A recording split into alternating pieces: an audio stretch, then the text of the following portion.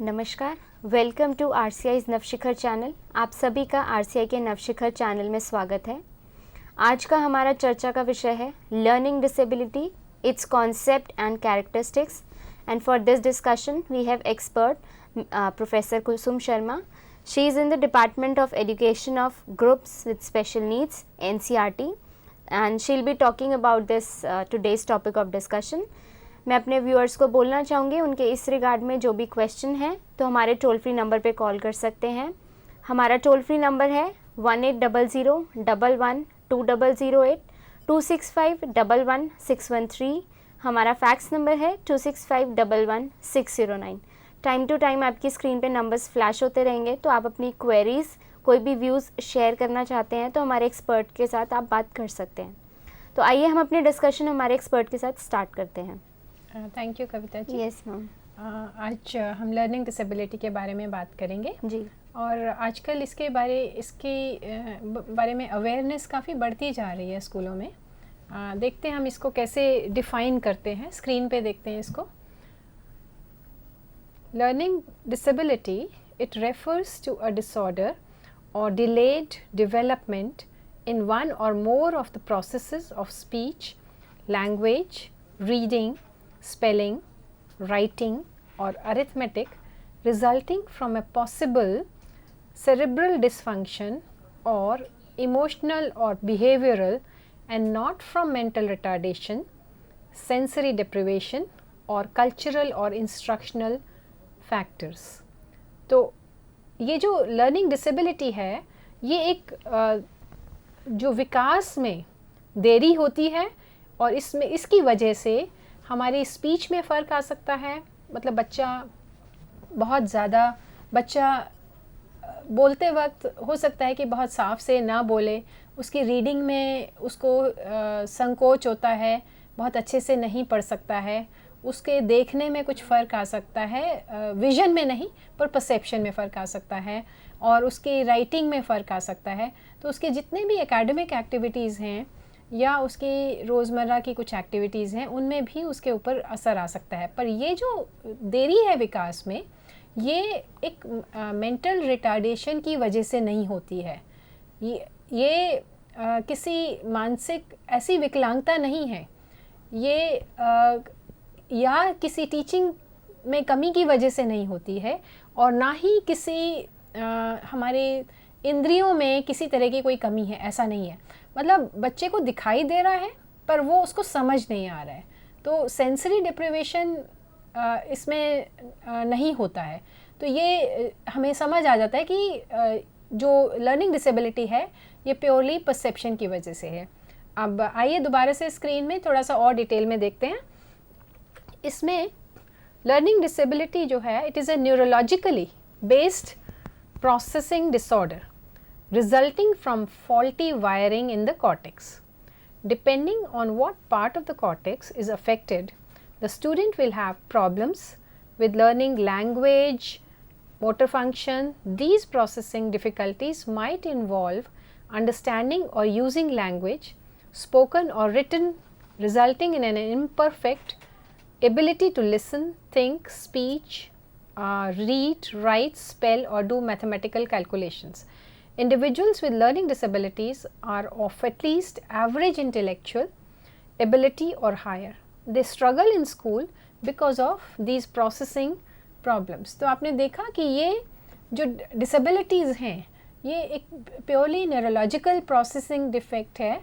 इसमें जैसा कि हमने पढ़ा कि intellectual डिसऑर्डर नहीं है ये, इसमें प्योरली परसेप्शन की बात है, और जिसकी वजह से हमारी जितनी भी एकेडमिक एक्टिविटीज़ हैं उन पे असर आता है. अब ये देखते हैं आगे.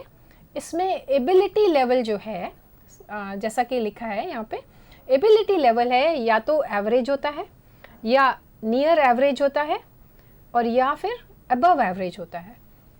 बच्चा मतलब इसमें आप देखिए इंटेलेक्चुअल लेवल लो नहीं है.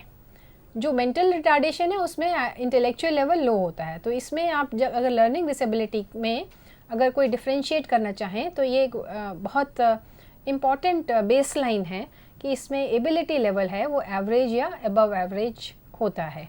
अब फिर हम यहाँ देखते हैं, इसमें एबिलिटी के अलावा एक्टिविटी लेवल जो है वो भी या तो बच्चे, जैसा स्क्रीन में यहाँ देखें आप, एक्टिविटी लेवल जो है या तो हाइपर एक्टिव है, which is constantly engaged in motor activity, restless tapping of finger और foot, jumping out of seat or skipping from task to task. Or hypoactive, that is the opposite of hyperactivity. That means a child fails to react or seems to do everything in slow to react or seem to do everything in slow motion. जैसा कि यहाँ आपने पढ़ा, इसमें है कि या तो बच्चा हर वक्त उसके मूवमेंट्स हाथ की चलती रहती हैं, ऐसे टैपिंग करता रहता है, और या फिर उसके पैर भी बड़े फिजिटी से हो जाते हैं, पैर भी इस तरह से चलाता रहता है। आपने देखा होगा कुछ बच्चे कई बार एकदम इस तरह से हर वक्त पेन चलाते रहते हैं या पैर चलाते रहते हैं। तो या तो बहुत हाइपर एक्टिव होगा बच्चा, और या फिर हाइपो एक्टिव होगा कि बच्चा बिल्कुल भी मोशन में नहीं आता है और डल होके बिल्कुल पीछे बैठा रहता है। तो या तो जैसे आपने ये एक्सप्लेन किया एक्टिविटी लेवल, और इनिशियली जो आपने कॉन्सेप्ट दिया था लर्निंग डिसेबिलिटी का, उसमें आपने बताया था it's not the condition of mental retardation, it's different from that. जैसे ये एक्टिविटी बिहेवियर आपने बताया कि इसमें बिहेवियर प्रॉब्लम्स तो मेंटली रिटार्डेड बच्चों में भी होती हैं। तो what are the characteristics that make different the mental retardation and learning disability? इसमें बेसिकली आप ये देखेंगे इंटेलेक्चुअल जो प्रोफाइल है वो बहुत डिफरेंट होता है जी। जो मेंटली रिटार्डेड बच्चा होगा वो थ्रू आउट हर एरिया में वीक होगा, उसका हर सब्जेक्ट कमज़ोर होगा जी, उसका मोटर परफॉर्मेंस कमज़ोर होगी, उसकी और भी जितनी भी एक्टिविटीज़ हैं वो सब हर एक में उसका प्रोफाइल लो होगा। Whereas learning disability is very specific, it will reflect more in academic disabilities, and कभी कभी मोटर में भी, परसेप्चुअल मोटर भी अफेक्टेड होते हैं, पर हर बच्चे में सारी चीज़ें हों ऐसा नहीं होता है, बहुत स्पेसिफिक होता है। ये जितने भी हम अभी कैरेक्टरिस्टिक्स पढ़ेंगे या देखेंगे, इसमें ये है कि कोई कैरेक्टरिस्टिक किसी बच्चे में है, कोई कैरेक्टरिस्टिक किसी बच्चे में है। ये बड़ा हेट्रोजेनस ग्रुप है जी। इसमें सारे बच्चे एक से नहीं होते हैं। अभी हम इसको आगे देखते हैं कि बच्चों का अटेंशन प्रॉब्लम्स इसमें होती हैं। इसमें जैसा कि स्क्रीन में लिखा हुआ है, इसमें शॉर्ट अटेंशन स्पैन होता है, डिस्ट्रैक्टेबल होते हैं, इजीली डिस्ट्रैक्ट हो जाते हैं, कोई भी they are easily distracted by irrelevant stimuli and unable to concentrate on any one task for very long. या फिर परसिविरेशन है, which means attention becomes fixed upon a single task which is repeated over and over, may be a motor activity or verbal topic. अब attention span इसमें behavior में attention कैसे होगा? बच्चे का attention span बहुत छोटा होगा तो वो बहुत impulsive होगा, may have short attention span or be impulsive, may have difficulty conforming to routines, may be easily distracted, may experience stress on extended mental effort. तो ये आप देखिए कि जो बच्चे का अटेंशन स्पैन क्योंकि बहुत छोटा है, तो मतलब किसी भी चीज़ के ऊपर वो ज़्यादा ध्यान केंद्रित नहीं कर पाता है, बहुत ही थोड़ी देर के लिए वो किसी चीज़ के ऊपर ध्यान दे पाता है। तो हमें इंस्ट्रक्शन भी उसी तरह से देनी पड़ती है कि उतनी ही देर में हम कोई एक काम पूरा करवा दें बच्चे से, ताकि वो काम को बीच में छोड़ के ना जाए। और अटेंशन में या तो एक अटेंशन कम है, या फिर परसिविरेशन ये होता है कि बच्चे ने एक चीज़ लिखनी शुरू करी है तो वहाँ उसकी अटेंशन फिक्सेट हो गई है, वो उसी चीज़ को बार बार करता जाएगा। जैसे एक बच्चा ए लिख रहा है तो पूरी किताब में ए ही लिखता जाएगा, पूरी नोटबुक में, and so much so that एक बार एक बच्चे ने लिखना शुरू करा नोटबुक में, उसके बाद नोटबुक जब ख़त्म हो गई तो उसने दीवारों पे लिखना शुरू करा। तो इस तरह से वो लगातार उस पे उसकी अटेंशन फिक्सेट हो गई, and he continues to do the same thing over a long period of time. Like earlier you have told there is a faulty wiring. Yeah. So this is the internal factor that we cannot see. Yeah. तो what are the some external factors like some child, कोई बच्चा खड़ा है हमारे सामने, हम अगर कोई बिहेवियर प्रॉब्लम शो करेगा तो हम सस्पेक्ट कर सकते हैं, बट हम ये नहीं कह सकते बच्चे को लर्निंग डिसेबिलिटी है या मेंटल रिटार्डेशन है या कोई और कंडीशन है। तो अगर हम एक्सटर्नली देखें बच्चे की कि ऐसे कौन से कैरेक्टरिस्टिक्स हैं जिनसे हम स्पेसिफाई कर सकते हैं एक पर्टिकुलर एक कैटेगरी में हम बच्चे को रख सकते हैं, तो वो कौन से कैरेक्टरिस्टिक्स होंगे? हाँ, अभी हम और डिटेल में अगर अभी देखते हैं, एक तो ये है जैसे अगर हमें बच्चे के बाहर से ही देखना है, सिर्फ थोड़ी देर देख के बताना है, वो तो हम एकदम नहीं बता सकते हैं, क्योंकि लर्निंग डिसेबिलिटी जो जिन लोगों को होती है वो बच्चे देखने में बहुत सामान्य से लगते हैं, ऐसा देखने में नहीं लगता है कोई, पर हाँ अगर ध्यान से देखें तो उनके बिहेवियर में छोटी छोटी चीज़ें रिफ्लेक्ट होती हैं, जैसा कि अटेंशन की हमने बात करी, अभी और भी आगे कैरेक्टरिस्टिक्स की बात करेंगे जिसमें बच्चे के बिहेवियर में उसके मोटर मूवमेंट्स में या फिर उसकी एकेडमिक एक्टिविटीज़ में रिफ्लेक्ट होता है कि बच्चे को समझ नहीं आ रहा। बाहर देखने से बिल्कुल सामान्य सा लगता है बच्चा, इतना पता नहीं लगता है, पर मैनिफेस्टेशन जो है वो बिहेवियर में इस तरह से होगा कि एक तो अटेंशन स्पैन की हमने बात करी, और प्रॉपर प्रोसेसिंग नहीं होते जो इनपुट दिया जाता है। हाँ, जब इनपुट देते हैं तो बच्चा जिस तरह के क्वेश्चंस पूछेगा या जिस तरह के जवाब देगा या जिस तरह का लिखाई करेगा, उन चीज़ों से काफ़ी समझ आ जाता है कि बच्चे को शायद रेफर करने की ज़रूरत है। तो अभी हम आगे और देखते हैं कि बच्चे को ये क्योंकि बेसिकली न्यूरोलॉजिकल डेफिसिट है, इसमें परसेप्चुअल प्रोसेसेस की मेजर प्रॉब्लम है।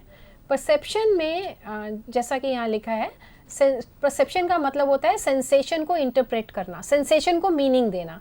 अब हमारे यहाँ 7 तरह की सेंसेस होती हैं, 5 के बारे में तो आप अक्सर सुनते रहते हैं, जैसे विजुअल है, ऑडिटरी है, ऑल्फैक्टरी है, टेस्ट है, टेक्टाइल है। उसके अलावा 2 और होती हैं which is kinaesthetic and vestibular. तो ये 7 तरह की सेंसेस हैं, इन 7 में किसी भी तरह की परसेप्चुअल प्रॉब्लम होने की वजह से बच्चे के बिहेवियर में फ़र्क आएगा, क्योंकि जब मीनिंग ही उसको गलत दे रहा है, समझ ही उसको गलत रहा है। Perception is basically giving meaning to a sensation. Whatever you are seeing, whatever you are hearing, whatever you come across, आपकी कोई भी senses आपके किसी भी चीज़ से टच के थ्रू, senses किसी भी सेंस के थ्रू तो उसको हम इंटरप्रेट करना कि उसका मीनिंग, वो परसेप्शन है। अगर उसमें डेफिसिट है तो जाहिर है जब आपने शुरू में अगर कुछ देखा नहीं या समझा नहीं तो उसके हर चीज़ में रिस्पॉन्स में फ़र्क आएगा। जैसे कि हम अपनी नॉर्मल लाइफ में देखें कि अगर पिन टच की है तो उससे टेक्टाइल सेंस से हमारे एक सेकेंड्स में ही, हमारा मिली सेकेंड्स में प्रोसेसिंग हो जाता है कि देयर इज समथिंग। हाँ, और आपको पता लगता है कि चुभ रहा है तो एकदम हाथ हटा लेते हैं। तो अब इसके बारे में हम डिटेल में अभी ये देखते हैं, यहाँ पे जैसा दिया है यहाँ पे विजुअल परसेप्चुअल प्रॉब्लम्स जो हैं, जैसे अगर हमने विजुअल परसेप्शन की बात करी तो विजुअल परसेप्शन जैसा ये स्क्रीन में है, विजुअल परसेप्शन में भी कई एरियाज होते हैं। सबसे पहले है visual discrimination, which means unable to distinguish between visual stimuli. मतलब जैसा कि यहाँ पे 3 फिगर्स दिखाई हैं कि 3 शेप्स हैं, बच्चा इन तीनों शेप्स में अगर डिस्टिंग्विश नहीं कर पाएगा तो जाहिर है कि बच्चा जो शेप्स, हमारी जो रिटन स्क्रिप्ट होती है that is basically they are different shapes. ओ देखेंगे आप सर्कल है या एलिप्स है, आप ए देखेंगे वो भी सर्कुलर है, सेमी सर्कल है, या लाइंस हैं या रेक्टेंगल्स हैं, तो या ट्राइंगल्स हैं जैसे ए है, ट्राइंगल है। तो इस तरह से जितने भी जो हमारे रिटन स्क्रिप्ट है इंग्लिश की, उसमें बहुत सारी शेप्स इन्वॉल्व हैं। अगर बच्चा शेप्स में डिस्क्रिमिनेट नहीं कर पाता तो उसको रीडिंग में प्रॉब्लम होगी, क्योंकि वो डिफरेंट लेटर्स को डिस्क्रिमिनेट नहीं कर पाता है। तो that is the main visual perceptual problem. one aspect we have seen was visual discrimination. The next aspect, let's see what it is. This is visual figure ground discrimination, which is the child is unable to perceive a foreground figure against a background. अब आप यहाँ पे अगर देखें तो इसमें आपको जो लिखा हुआ दिखाई दे रहा है वो फिगर है, और जो पीछे बैकग्राउंड जो सफ़ेद है वो बैकग्राउंड है। जी, मैं आप और ज़्यादातर बहुत लोग इसको देख पा रहे हैं कि ये फिगर है, ये ग्राउंड है। अब नीचे इसमें एक चित्र दिया हुआ है, इसमें देखिए आप, नीचे एक चित्र दिया हुआ है जिसमें अगर आप बीच में फोकस करेंगे तो आप देखेंगे कि एक फ्लावर वाज लगता है, वो एक गुलदस्ता जैसा लगता है। और साइड में अगर आप ध्यान देंगे तो दो फेसेस लगते हैं, एक दूसरे को देख रहे हैं। तो इसमें अगर हम पीछे फेसेस वाले पोर्शन को ग्राउंड मानेंगे तो हमें गुलदस्ता दिखाई देगा, वो हमारी फिगर बन जाएगी। इसी तरह से अगर हम बीच में ग्राउंड मानेंगे तो जो फेसेस हैं वो हमारी फिगर बन जाएगी।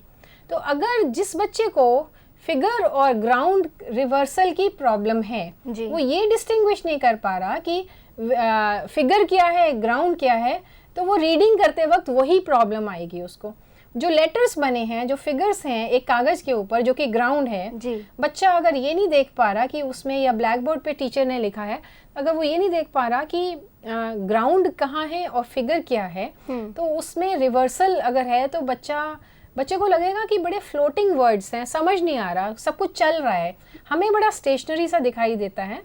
हम एक वीडियो दिखाएंगे थोड़ी देर में जिसमें आप देखेंगे कि बच्चों को कैसा दिखाई देता है, कैसा महसूस होता है, वो देख पाएंगे कि किस तरह से शब्द जो हैं हमें जो स्टेशनरी दिखाई दे रहे हैं और बिल्कुल सीधे सीधे दिख रहे हैं, वो बच्चे को काफ़ी टेढ़े मेढ़े चलते हुए या आड़े तिरछे दिखते हैं। जी, तो वैसे हमने अपनी नॉर्मल रूटीन में भी देखा है। अगर हम क्लासरूम सेटिंग की बात करते हैं तो ब्लैक बोर्ड पे जो टीचर लिखता है चौक से, तो blackboard is the background and the chalk जो है वो उभर के जो फिगर आती है, वो this is the I think the common example we can see in the. बिल्कुल, जिससे ब्लैक बोर्ड पे आपने बिल्कुल ठीक कहा कि ब्लैक बोर्ड पे चौक से लिखते हैं तो ब्लैक बोर्ड ग्राउंड है और चौक फिगर है। अगर बच्चे को उसमें तकलीफ़ होती है देखने में या बीच में फ्लक्चुएट करता है तो बच्चे को पढ़ने में प्रॉब्लम होगी।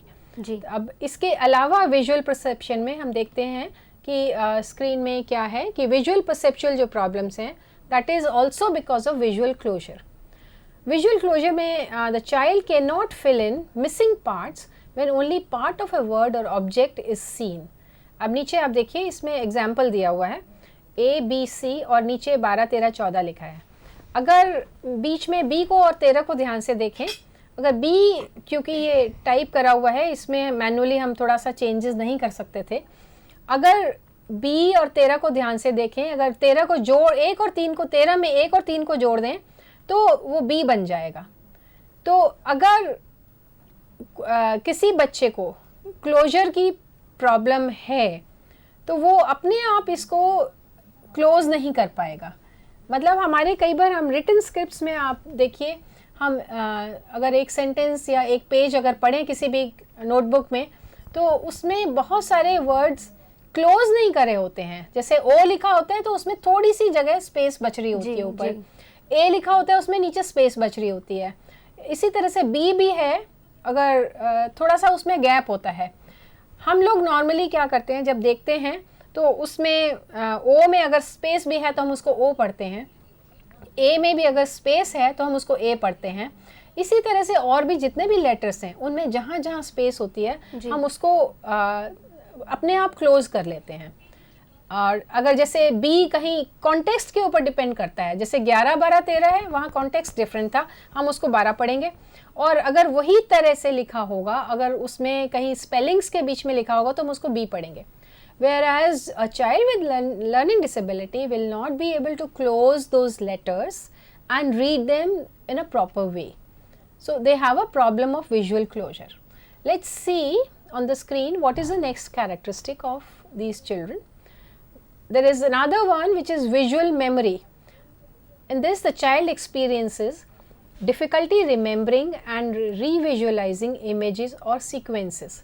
अब जैसे कि अगर यहाँ पे टेबल पे 4 चीज़ें पड़ी हैं और बच्चे से अगर कहें, बच्चा बाहर जाए या 2 मिनट आंखें बंद करने को कहें और पूछें कि इसमें आपने क्या क्या देखा, तो बच्चा रीविजुअलाइज नहीं कर पाएगा।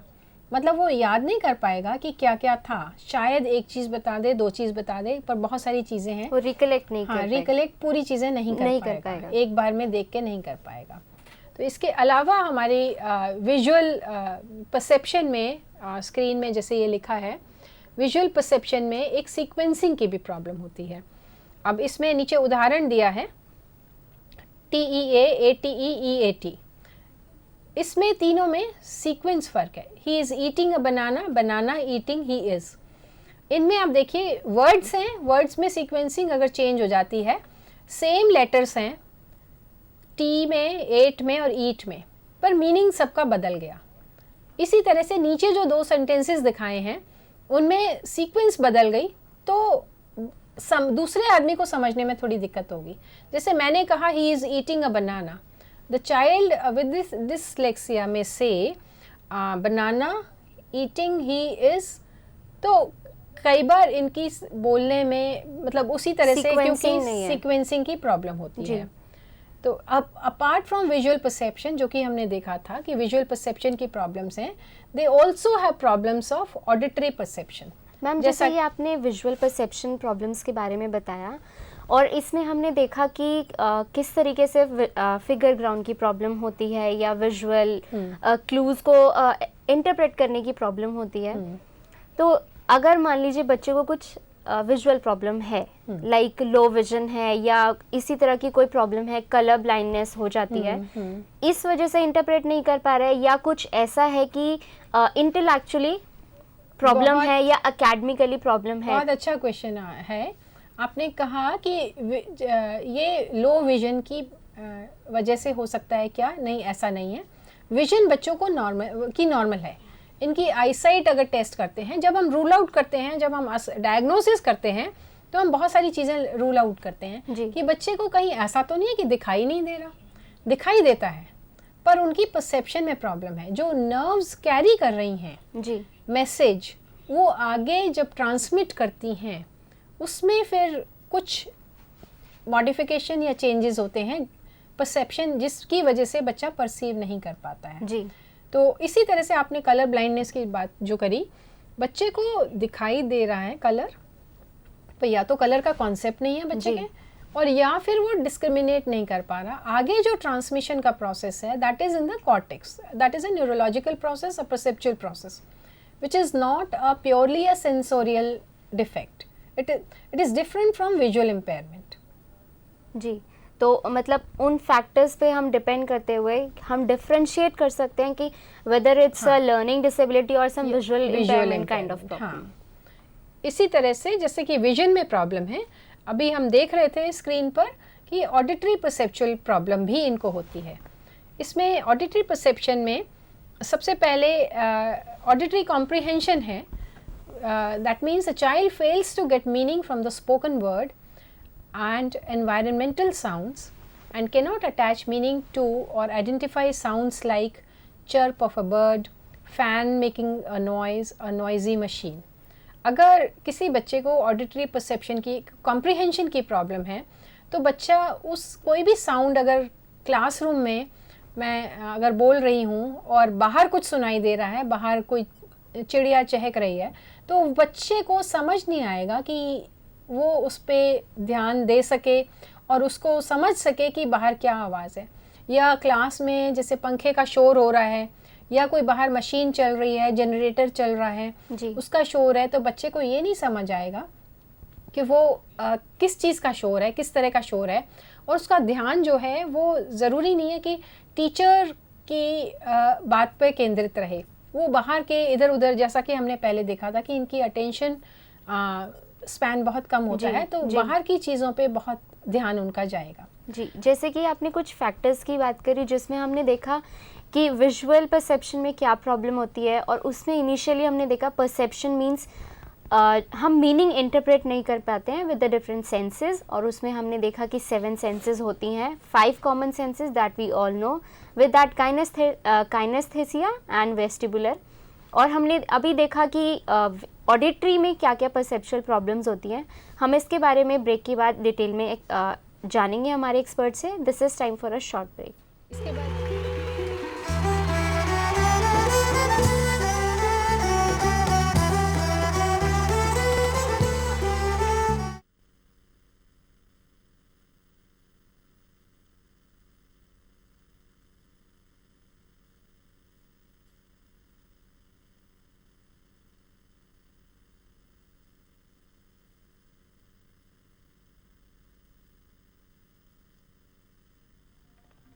The chief handicap of the blindness is not blindness, but the attitude of seeing people towards them. आइए जानने और समझने की कोशिश करते हैं कि बधिरांधता यानी डेफ ब्लाइंडनेस क्या है। बधिरांधता एक स्थिति है जिसमें दृष्टिहीनता एवं सुनने की शक्ति में कमी आती है तथा जिससे विचारों के आदान प्रदान और रोजमर्रा की आवश्यकताओं की पूर्ति में समस्या उत्पन्न होती है। बलराम एक 9 साल का बधिरांध बच्चा है।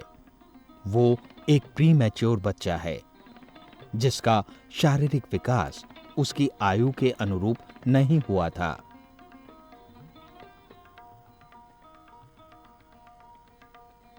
वो एक निम्न वर्गीय श्रेणी से संबंध रखता है तथा 5 साल से लगातार national association for blind Delhi के प्रशिक्षण कार्यक्रम से संलग्न है। इन 5 सालों के अंतर्गत उसे रोजमर्रा के कामों में, हलन चलन में, उसकी शैक्षणिक जरूरतों के अनुसार संप्रेषण द्वारा प्रशिक्षण दिया गया है जिससे वो इन सब क्रियाओं में स्वावलंबी बन सके। बलराम बिना किसी सहायता के चाकू से फलों को काट सकता है।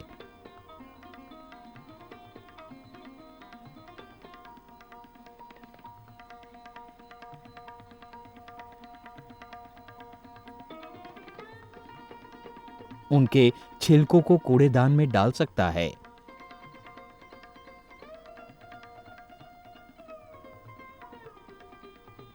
अपने बर्तनों को खुद साफ कर सकता है। उन्हें सही जगह पर रख सकता है।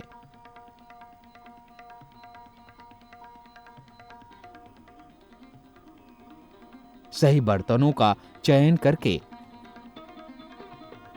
खुद खाना खाता है।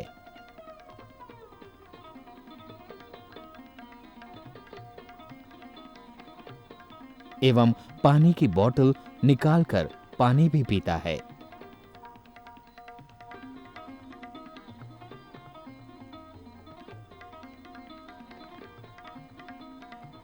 इन सभी क्रियाओं में वो टेक्चुअल साइन लैंग्वेज से निर्देशों को ग्रहण करता है और अपने भावों को व्यक्त करता है।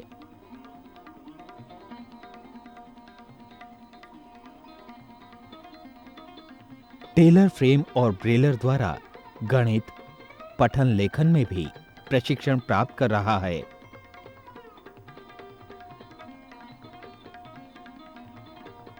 सभी बच्चों की तरह उसका भी एक मनपसंद खेल है। उसे सेल फोन को अपने कानों पर लगाकर उसका कंपन महसूस करना अच्छा लगता है। कहा जाता है, walking with a friend in dark is better than walking alone in light. कहने का तात्पर्य है कि वो लॉन्ग केन ट्रेवल, टैक्टाइल पाथ,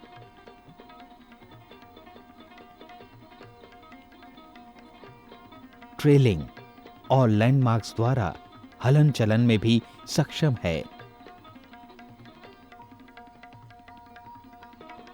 और व्यायाम संबंधी क्रियाएं जैसे ट्रेडमिल, स्टैटिक साइकिल का स्वचालन भी कर सकता है।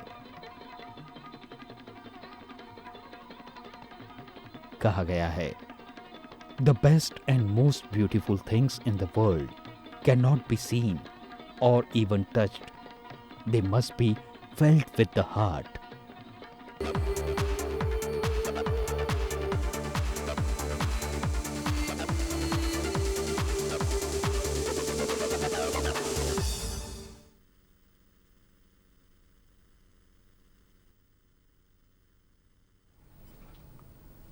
Welcome back to our discussion. Break में जाने से पहले जैसे कि हमारे एक्सपर्ट ने बताया था कि वो एक वीडियो के ज़रिए आपको इन्फॉर्मेशन देंगी जिसमें हम जानेंगे कि what is it like when the child is suffering from dyslexia. तो आइए हम वीडियो देखते हैं और वीडियो के ज़रिए जानते हैं।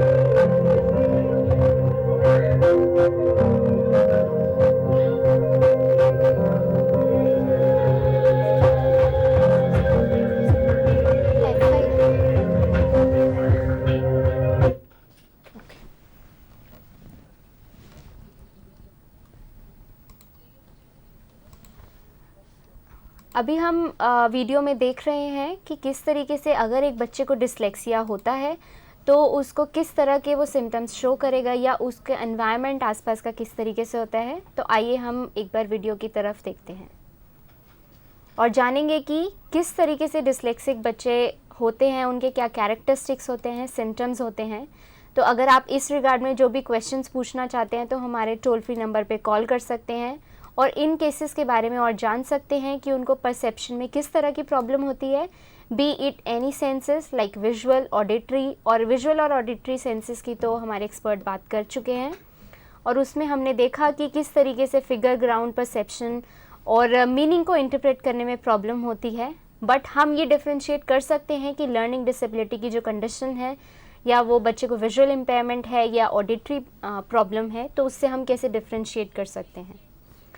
तो अगर हम वीडियो जो दिखाएंगे एक्सपर्ट, हम चाहेंगे कि आप उसको ध्यान से देखें और जानें बच्चों के बारे में जिनको कि लर्निंग डिसेबिलिटी है और डिसलेक्सिया है, कि उनका सराउंडिंग कैसा होता है। जो कि हमने एक बात करी थी, फॉल्टी वायरिंग की भी हमने बात करी थी।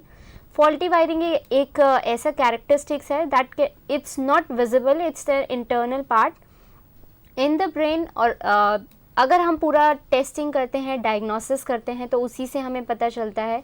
और अगर हम एक्सटर्नल कैरेक्टरिस्टिक्स की बात करते हैं, external characteristics are the characteristics which are visible externally, like जैसे कि हमने बात करी थी ब्रेक में जाने से पहले। तो आइए हम वीडियो की तरफ एक बार दोबारा देखते हैं।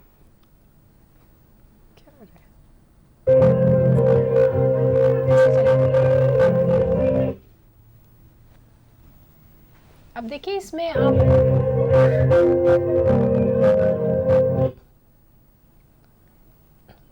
बच्चे को इस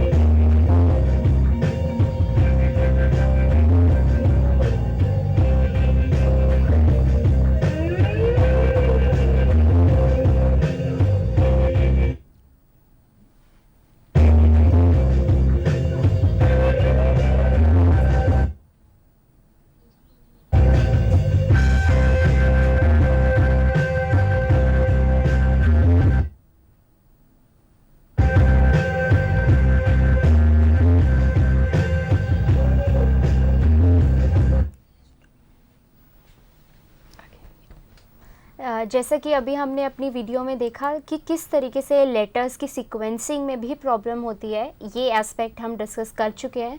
और हमारे एक्सपर्ट ने एक एग्जाम्पल के थ्रू भी इसको एक्सप्लेन किया कि किस तरीके से सीक्वेंसिंग में प्रॉब्लम होती है। और उसका एक हमने जनरल एग्जाम्पल देखा था ईट का। तो ईट में था कि TEAT भी बन सकता है और AET ATE भी बन सकता है। तो इस तरीके से अगर हम वर्ड्स को जंबल अप कर देते हैं सेंटेंसेस में या लेटर्स को वर्ड्स में जंबल अप कर देते हैं, तो इससे मीनिंग भी पूरा चेंज हो जाता है। और ये अक्सर हम एक कैरेक्टरिस्टिक पाते हैं लर्निंग डिसेबल बच्चों में। तो आइए इन कैरेक्टरिस्टिक्स के बारे में और जानते हैं हमारे एक्सपर्ट से। जैसा कि कविता जी ने कहा और आपने वीडियो में देखा कि लेटर्स बिल्कुल मूव कर रहे हैं। एक नोटबुक में कागज़ अगर हम पढ़ना चाहें और कोई हिलाता रहे कागज़, तो आप शायद नहीं पढ़ पाएंगे। तो ऐसे ही लर्निंग डिसेबल बच्चे के साथ ये तकलीफ़ होती है उसको कि वो ठीक से पढ़ नहीं पाता। इसके विजुअल परसेप्शन के अलावा हमने देखा था कि ऑडिटरी परसेप्शन भी डिफ़िकल्टीज़ होती हैं, जिसमें कॉम्प्रिहेंशन के बारे में हम देख चुके थे। अब हम देखते हैं स्क्रीन पे ऑडिटरी परसेप्शन में ऑडिटरी डिस्क्रिमिनेशन की भी प्रॉब्लम है. Children with learning disability, they are unable to distinguish between sounds like b, p, k, ख, t, ठ. मतलब जो आप देखिए, अगर एस्पिरेटेड साउंड्स हैं जिसमें ख, ख, घ, ग, घ, थ, उसमें जो डिफरेंस करना उनके लिए मुश्किल लगता है. अगर खाना खाना है तो खाना खाना है. तो इस तरह के डिफरेंसेस उनको जो डिस्क्रिमिनेट करना पड़ता है ऑडिटरी परसेप्शन में, वो उनको प्रॉब्लम होती है. तो इस तरह से बच्चे ऑडिटरी परसेप्शन में डिस्क्रिमिनेशन की और कॉम्प्रिहेंशन की हम प्रॉब्लम्स देख चुके हैं. अब इसके आगे हम ये देखते हैं कि ऑडिटरी परसेप्शन, आइए देखिए, ये ऑडिटरी परसेप्चुअल प्रॉब्लम एक ऑडिटरी फिगर ग्राउंड में भी होती है. The child is unable to attend to important auditory stimuli by pushing all other auditory stimuli into the background. The child cannot identify a spoken lecture from other noises in the class and finds it difficult to track it. जैसा कि हमने visual perception में देखा था figure ground की बात, इसी तरह से ऑडिटरी परसेप्शन में भी फिगर ग्राउंड की बात होती है. अब इसमें ऑडिटरी परसेप्शन में फिगर ग्राउंड ये होता है कि जैसे कोई टीचर क्लास में बोल रहे हैं और बच्चों को जब वो सुन रहे हैं तो बाहर के बहुत सारे शोर सुनाई देते हैं. जैसा कि क्लास के बाहर और बच्चों का शोर है, कोई आ रहा है, जा रहा है, भीड़ है, या किसी टीचर ने दूसरे बच्चों को आवाज़ दी, या क्लास में पंखा है या लाइट है, कोई शोर हो रहा है, या बाहर किसी मशीन का शोर है. तो ये जो इररिलेवेंट स्टिमुलाई जिनको हम कहते हैं, जो कि पढ़ाई से ताल्लुक़ नहीं रखते हैं, तो वो इररिलेवेंट स्टिमुलाई बच्चा उस लेक्चर से अलग नहीं कर पाता है जो कि टीचर या क्लास में पढ़ा रही है.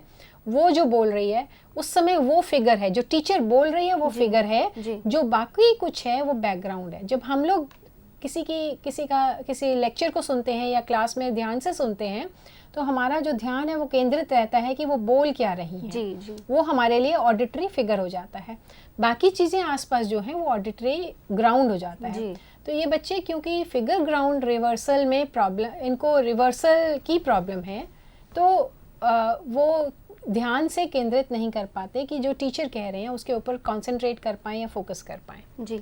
और ये तो बहुत कॉमन से एग्जांपल है, like when the teacher is delivering the lecture, तो जो स्टूडेंट्स होते हैं बाहर की एक्सटर्नल साउंड से बहुत जल्दी डेविएट हो जाते हैं, और जैसे ही वो डेविएट हो जाते हैं तो जो पर्टिकुलर जो रिक्वायर्ड साउंड है वो उसको ट्रैक नहीं कर पाते हैं. बहुत ठीक कहा आपने. अब हम इसको देखते हैं ऑडिटरी परसेप्शन में ऑडिटरी क्लोजर. जैसा कि हमने विजन में देखा था, विजुअल क्लोजर था, इसमें ऑडिटरी क्लोजर की भी प्रॉब्लम होती है. Child cannot fill in missing sounds when only part of the word is heard. For example, I am talking, I am going. अब मैंने इस समय बोला I am talking, मैंने ग बोला नहीं, पर ऐसा लगता है, probably those who are listening may hear as if I am saying I am talking. जी. या I am going. Normal speech में हम इतना अलग अलग करके ऊंची तरह से प्रोनाउंस या उच्चारण नहीं करते हैं. जी. पर हम लोग अपने आप ही ये ऑडिटरी क्लोजर कर लेते हैं, जो मिसिंग गैप्स हैं उनको पूरा कर लेते हैं. मतलब एक ऑडिटरी सेंस से हमने इंटरप्रेट कर लिया कि what is the meaning that the teacher is saying. हाँ, व्हाट द टीचर और anybody during conversation is saying. तो जो वर्ड है हम अपने आप ही प्रिज्यूम करते हैं या लिख लेते हैं. नोट्स जब लेते हैं तो हम पूरा लिखते हैं, उसमें ग भी लिखते हैं, जबकि शायद उतने साफ से बोला नहीं जाता है तब भी. तो these children with learning disability can have problem with auditory closure, as a result of which the child may not be able to hear a complete word and form a complete picture, and accordingly will not be able to make meaning out of what he is hearing. Then apart from that, the next difficulty in auditory perception is auditory memory. अब मैंने जो सुना उसको repeat करना है. जैसे कि the child would experience difficulty remembering and re-auditorizing auditory stimuli or sequences. The child has difficulty in repeating said words and taking notes. Normally क्या होता है, जब हम क्लास में टीचर बोल रही होती है या कोई भी बातचीत होती है, क्लासरूम में डिस्कशन होता है तो बच्चे को बाद में याद रहता है, वो रिपीट कर सकता है कि क्या हुआ, क्लास में क्या बात हुई, क्या चर्चा हुई, और वो नोट्स भी लेता है क्योंकि वो टीचर को जब वो सुन रहा है तो वो उसकी ऑडिटरी मेमोरी इतनी है कि वो उसको रिटेन कर सके और इसको लिख सके वो। तो ऑडिटरी मेमोरी की वजह से हम लोग नोट्स भी ले पाते हैं और आगे हम डिस्कशन भी कैरी ऑन कर सकते हैं, कंडक्ट कर सकते हैं जी। पर अगर ऑडिटरी मेमोरी नहीं होगी तो हमें ध्यान नहीं रहेगा कि अभी 1 सेकंड पहले टीचर ने क्या कहा था, तो हम ना तो उस टीचर की बात का जवाब देंगे, अब टीचर को गुस्सा आएगा कि आप ठीक से जवाब क्यों नहीं दे रहे हैं, अभी तो मैंने बोला है, आप सुन क्यों नहीं रहे हैं। तो ये सब चीज़ें बच्चे के ऊपर बहुत स्ट्रेस हो जाता है कि वो उसको लगता है कि मेरे मतलब उसको समझ नहीं आता ये क्यों कह रही हैं, पर द टीचर थिंक्स कि मैंने अभी बोला है और उसको सुनाई नहीं दे रहा, सुन नहीं रहा, the child is being careless. तो इस तरह की प्रॉब्लम्स होती हैं जिसकी वजह से जो ऑडिशन में प्रॉब्लम है। अब हम इसमें देखते हैं। मैम यहाँ मैं आपसे एक प्रश्न पूछना चाहूँगी, जैसे you have been talking about the auditory perceptual problems and अभी हमने देखा कि ऑडिटरी मेमोरी में किस तरह की प्रॉब्लम होती है। तो अगर हम एक रूटीन लाइफ की बात करते हैं, अगर बच्चा बाहर रोड पे चल रहा है, when the child is going on the road और सम एम्बुलेंस इज कमिंग, उसको जैसे टीचर ने बताया कि अगर एम्बुलेंस की साउंड आती है तो दिस इज मीन्स कि some ambulance is coming, safety hazard. जी जी। तो क्या ऐसा होता है कि जो बच्चा जिसमें डिसलेक्सिया होता है या लर्निंग डिसेबिलिटी होता है तो वो उसको रिकॉल करने में उसको प्रॉब्लम होगी? हाँ, हो सकती है, हमेशा नहीं होगा पर ऐसा हो भी सकता है कि किसी ने आवाज़ दी, किसी ने कहा कि आप जल्दी से क्रॉस कर लो जी। या एम्बुलेंस आ रही है, सामने से गाड़ी आ रही है, और किसी ने बोला और बच्चे ने उसको ध्यान से नहीं सुना या रजिस्टर नहीं किया और उसको दूसरी मोडालिटी में ट्रांसलेट नहीं कर पाया वो। तो इस तरह की प्रॉब्लम्स हो सकती हैं और ये सेफ्टी हैज़र्ड है एक बहुत बड़ा। इसी तरह से जो ऑडिटरी जो परसेप्शन में अगर प्रॉब्लम है तो और किस किस तरह की बच्चे के बिहेवियर में प्रॉब्लम होगी, जैसा कि आपने बहुत अच्छा क्वेश्चन पूछा, बहुत ही पर्टिनेंट क्वेश्चन था। तो इसमें अब ये देखिए स्क्रीन पे ऑडिशन में किस किस तरह की प्रॉब्लम्स आ सकती हैं। The child may not respond to sounds of spoken language और may consistently misunderstand what is being told. जैसा कि टीचर ने कहा कि ये करके लाना है या बच्चे ने ध्यान नहीं दिया। The child may be bothered by different frequencies of sounds, that is music, vacuums, loud noises, or may be overly sensitive to sounds. The child may have difficulty in differentiating sounds that occur simultaneously. अभी जो आपने कहा ये बिल्कुल उसमें example इसमें बिल्कुल ठीक बैठता है कि बच्चा जो बहुत सारी साउंड्स हैं उनको ठीक से ना समझे और ना उनको ट्रांसलेट कर पाए, किस तरह से बच्चा उसको इंटरप्रेट करता है ये डिपेंड करता है और उसी तरह से बच्चा उसको रिस्पॉन्ड करेगा। तो because of these perceptual problems the perceptual motor development of the child is also affected. Let us see on the screen here what are the perceptual motor development areas which are affected and how does it affect the child in different ways. Perceptual motor का मतलब let me read it out first and then perceptual motor development would mean one aspect of it is balance and posture. Balance of the balance and posture, which means the general balance is affected. There is failure to use both sides in balancing. The child has difficulty in regaining balance. There is difficulty in laterality or neuromuscular control and differentiation and rhythmic control. So the child will have problems of balancing. The child will not be able to like जब हम चलते हैं तो हमारा एक balance बना रहता है। कभी सड़क अनइवन भी होती है, बहुत ऊबड़ खाबड़ सी ज़मीन होती है, बड़ी अनइवन सरफेस है, उस पर चलते हैं पर हम अपना बैलेंस बनाकर चलते हैं, हम गिरते नहीं हैं। टक्कर भी होती है तो थोड़ा सा झुक गए तो आगे बैलेंस बना लेते हैं।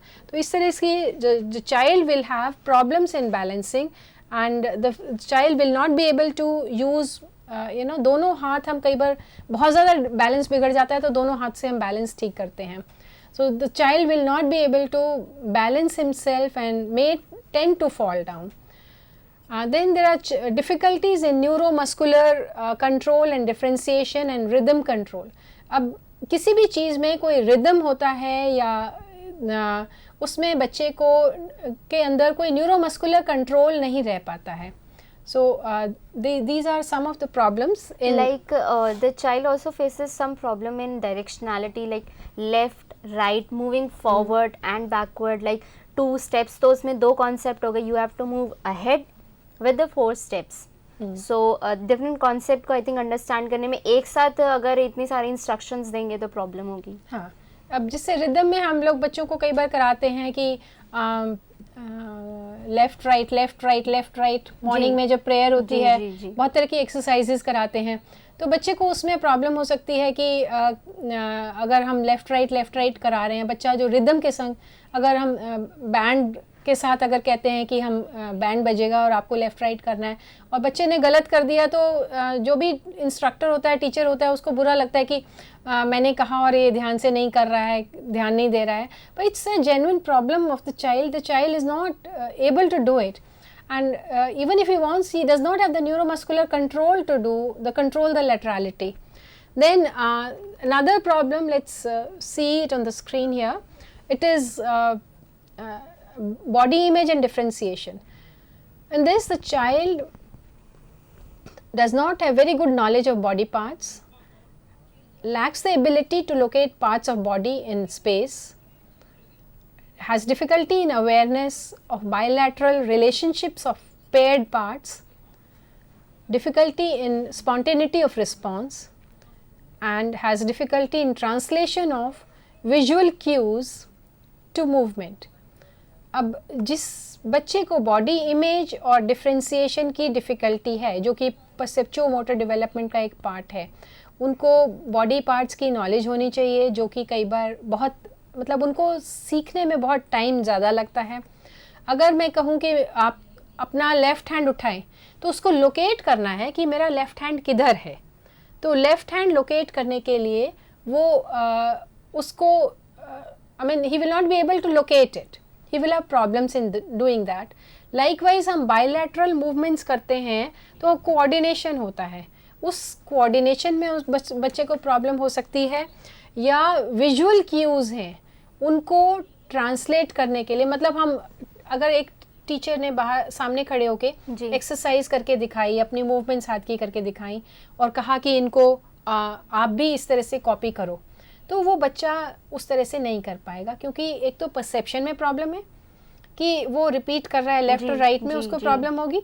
और फिर movement the process of translating it from one modality, that is the vision, to another modality which is converting into the motor development, and is the also process affected. that is involved between them. Yes, the neurological process which is involved is affected and deficit, so they will have problems of perceptual motor development. Then the another difficulty during perceptual motor development would be the child has poor body image and has difficulty in differentiation. The child cannot do it with promptness, precisionness and deftness of movements. They are affected.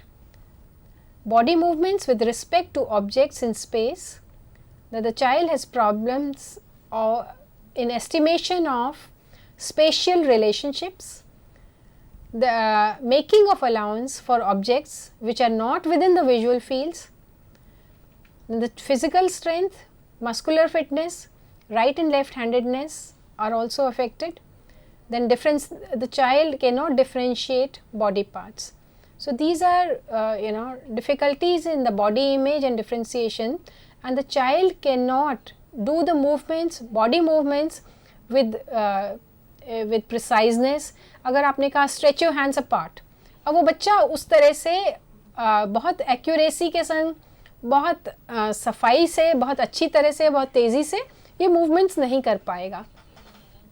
Likewise when you say raise your hands up your raise your hands straight up, the child will not be able to do it with precision. तो बिल्कुल बहुत अच्छे से उसकी relationship, उसको ये नहीं समझ आता कि उसका एक हाथ दूसरे हाथ के से किस तरह से रिलेट कर रहा है स्पेस में। मतलब जो उसको इंस्ट्रक्शन दी गई है उसको कितना स्पेसिफिकली उसको फॉलो करना है, फॉलो कर पा और रहा है, पूरा स्पेसिफाई होना चाहिए कितना पर्टिकुलरली, कितना प्रिसीजन से उसको फॉलो करना है। हाँ, अब जैसे कि चाह भी रहा है वो करना, जी जी, तो भी परसेप्चुअल, एक तो समझने में और एक मोटर डेवलपमेंट में भी थोड़ा सा असर है। तो परसेप्चुअल मोटर डेवलपमेंट, अब हमारे यहाँ एक लर्निंग सेंटर में एक छोटी बच्ची आती थी 7 साल की, उसको she had gross problem of perceptual motor disorientation, perceptual motor development उसका काफ़ी अफेक्टेड था। तो जब वो आती थी उसको पूरे स्पेशल रिलेशनशिप्स में इतना असर था उसके कि वो अगर आके कहीं बैग रखती थी तो उसको जाते वक्त पूरे कमरे में चक्कर लगाना पड़ता था, घूमना पड़ता था, ढूंढना पड़ता था कि कहाँ रखा है, और ये रोज़ होता था उसके साथ, जबकि उसको मालूम है उसने खुद रखा है, और उसके बाद भी वो उसको ढूंढने में बहुत टाइम लगता था। तो ये एक उसका आई थिंक विजुअल मेमोरी भी हो गया कि वो she is not able to recollect the instance where she has kept that bag. Interestingly, she was very intelligent and she was very good in 3 languages, spoken languages. She spoke Hindi very well, she spoke English very well. At the age of 7, she spoke Gujarati very well. And she knew with whom to talk which language. और ये इसका ज़्यादातर problem orientation का और perceptual development का था। अब इसके आगे हम ये देखते हैं कि बच्चे में परसेप्चुअल मोटर डेवलपमेंट में और किस तरह की डिफ़िकल्टी आती है। आइए इसमें ये देखिए, परसेप्चुअल मोटर मैच जो है स्क्रीन पे, परसेप्चुअल मोटर मैच जो है उसमें प्रॉब्लम है, there is difficulty in directionality, there is difficulty in visual direction of motor performance, use of body during production, crossing the midline, visual monitoring of motor performance and synchronization of movements involving both hands. अब देखिए match जहाँ करना है, direction जहाँ है, और match करना है कि जैसे जब हम चलते हैं, मुड़ते हैं, झुकते हैं, कुछ उठाते हैं, तो कभी कभी मिड लाइन को क्रॉस करते हैं, तो उसमें डायरेक्शन भी इन्वॉल्व है, उसमें विजुअल डायरेक्शन, मोटर मूवमेंट भी इन्वॉल्व है। अगर बच्चे की अगर वो परसेप्शन को मोटर मूवमेंट के संग मैच नहीं कर पाता है, तो the child will not be able to lift many objects, child will have problems in carrying out many movements which do not match with the perception. जैसे आई फुट कोऑर्डिनेशन है बच्चे का, वो अफेक्टेड होगा, because the child is perceiving but is not able to translate it into a proper movement. So the child will not be able to relate his motor movements to the perception that is taking place.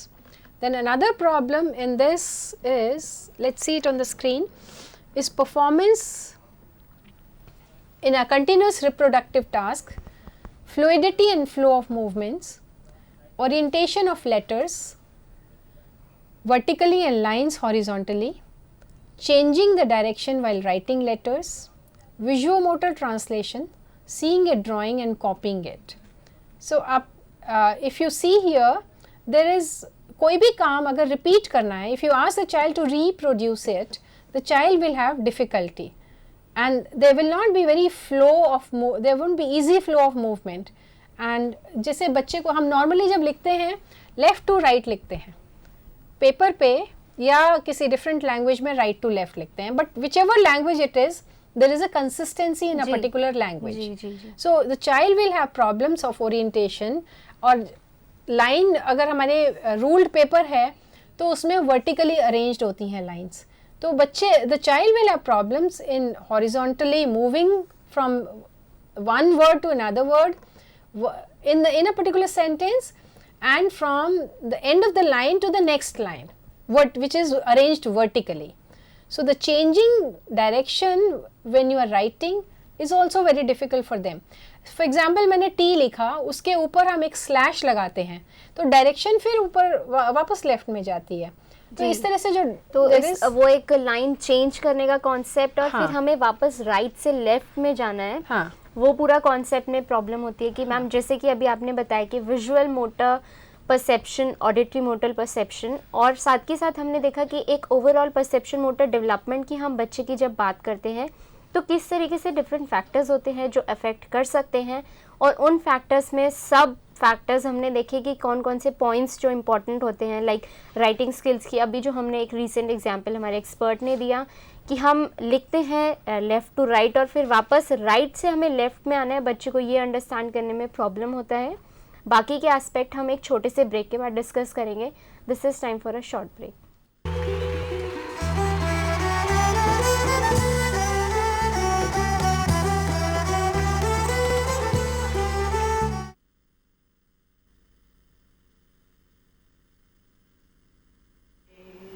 हम होंगे कामयाब, हम होंगे कामयाब, हम होंगे कामयाब एक दिन।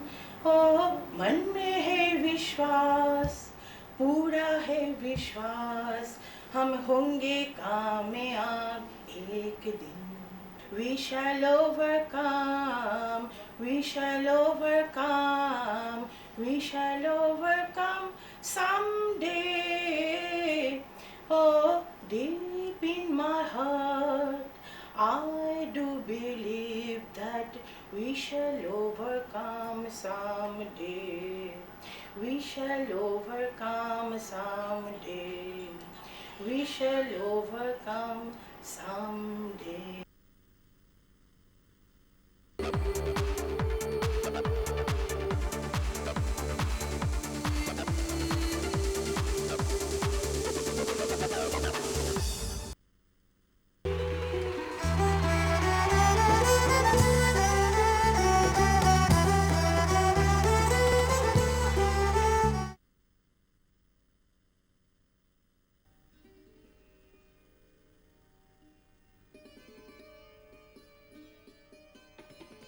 ऑटिज्म एक व्यापक विकासात्मक विकलांगता है जिसके लक्षण जीवन के प्रथम 3 वर्ष में ही दिखाई पड़ते हैं, जैसे असंगत खेल, असमान स्थूल एवं सूक्ष्म गामक क्रियाएं, शाब्दिक संकेतों पर अभिव्यक्ति न देना। Where is the cup? देखो, open your eyes, open करो, open करके open.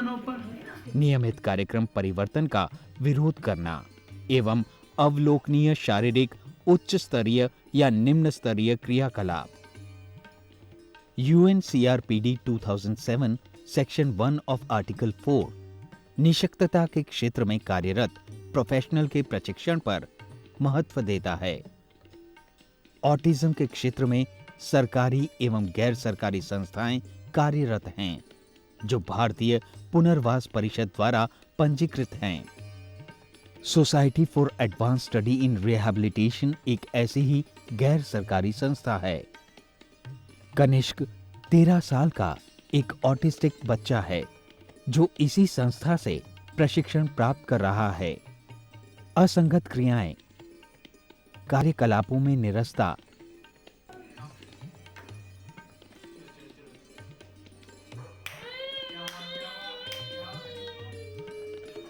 असमान स्थूल एवं सूक्ष्म गामक क्रियाएं जैसे बॉडी रॉकिंग और फिंगर रिगलिंग उसमें देखी जा सकती है। उसे मैचिंग और पेस्टिंग, पॉइंटिंग जैसी क्रियाएं सिखाई जाती हैं। Very good. Glass. Where is the glass? जो खाली बैग है। Glass. Very good. कप को टच करो जल्दी से। कप को। Where is the cup? Very good. Cup में क्या करता है कनिष्क? टी पीता है। चलो glass. Where is the glass? Very good. चलो बाउल की तरह, बाउल जल्दी से टच करो बाउल को। Very good. बाउल में क्या करता है कनिष्क? तथा साथ ही साथ रोजमर्रा की आवश्यकताएं जैसे खाना, पीना, कपड़े पहनना,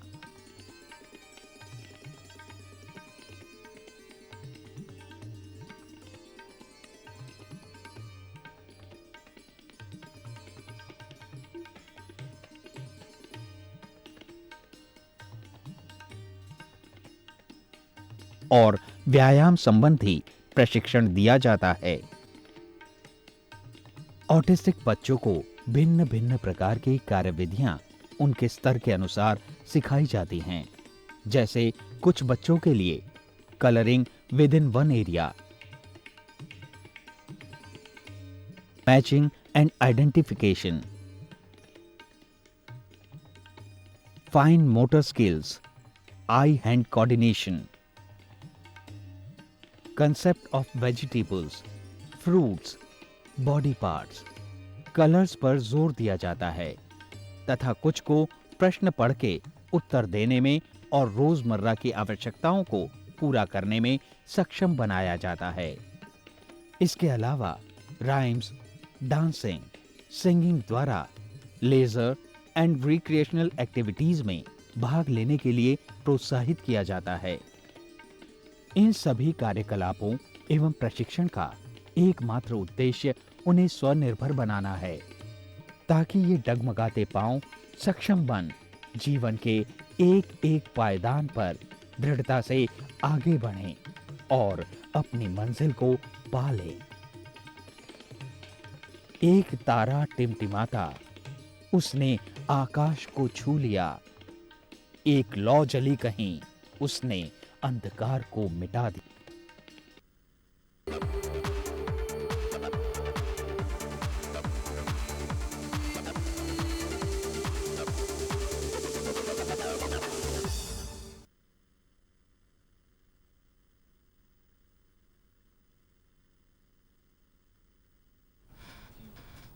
welcome back to our discussion. अभी तक का हमारा जो सेशन था उसमें हमने डिफरेंट एस्पेक्ट डिस्कस किए थे और उसमें हमने देखा कि what is the concept of learning disability, what are the different internal and external characteristics of learning disability.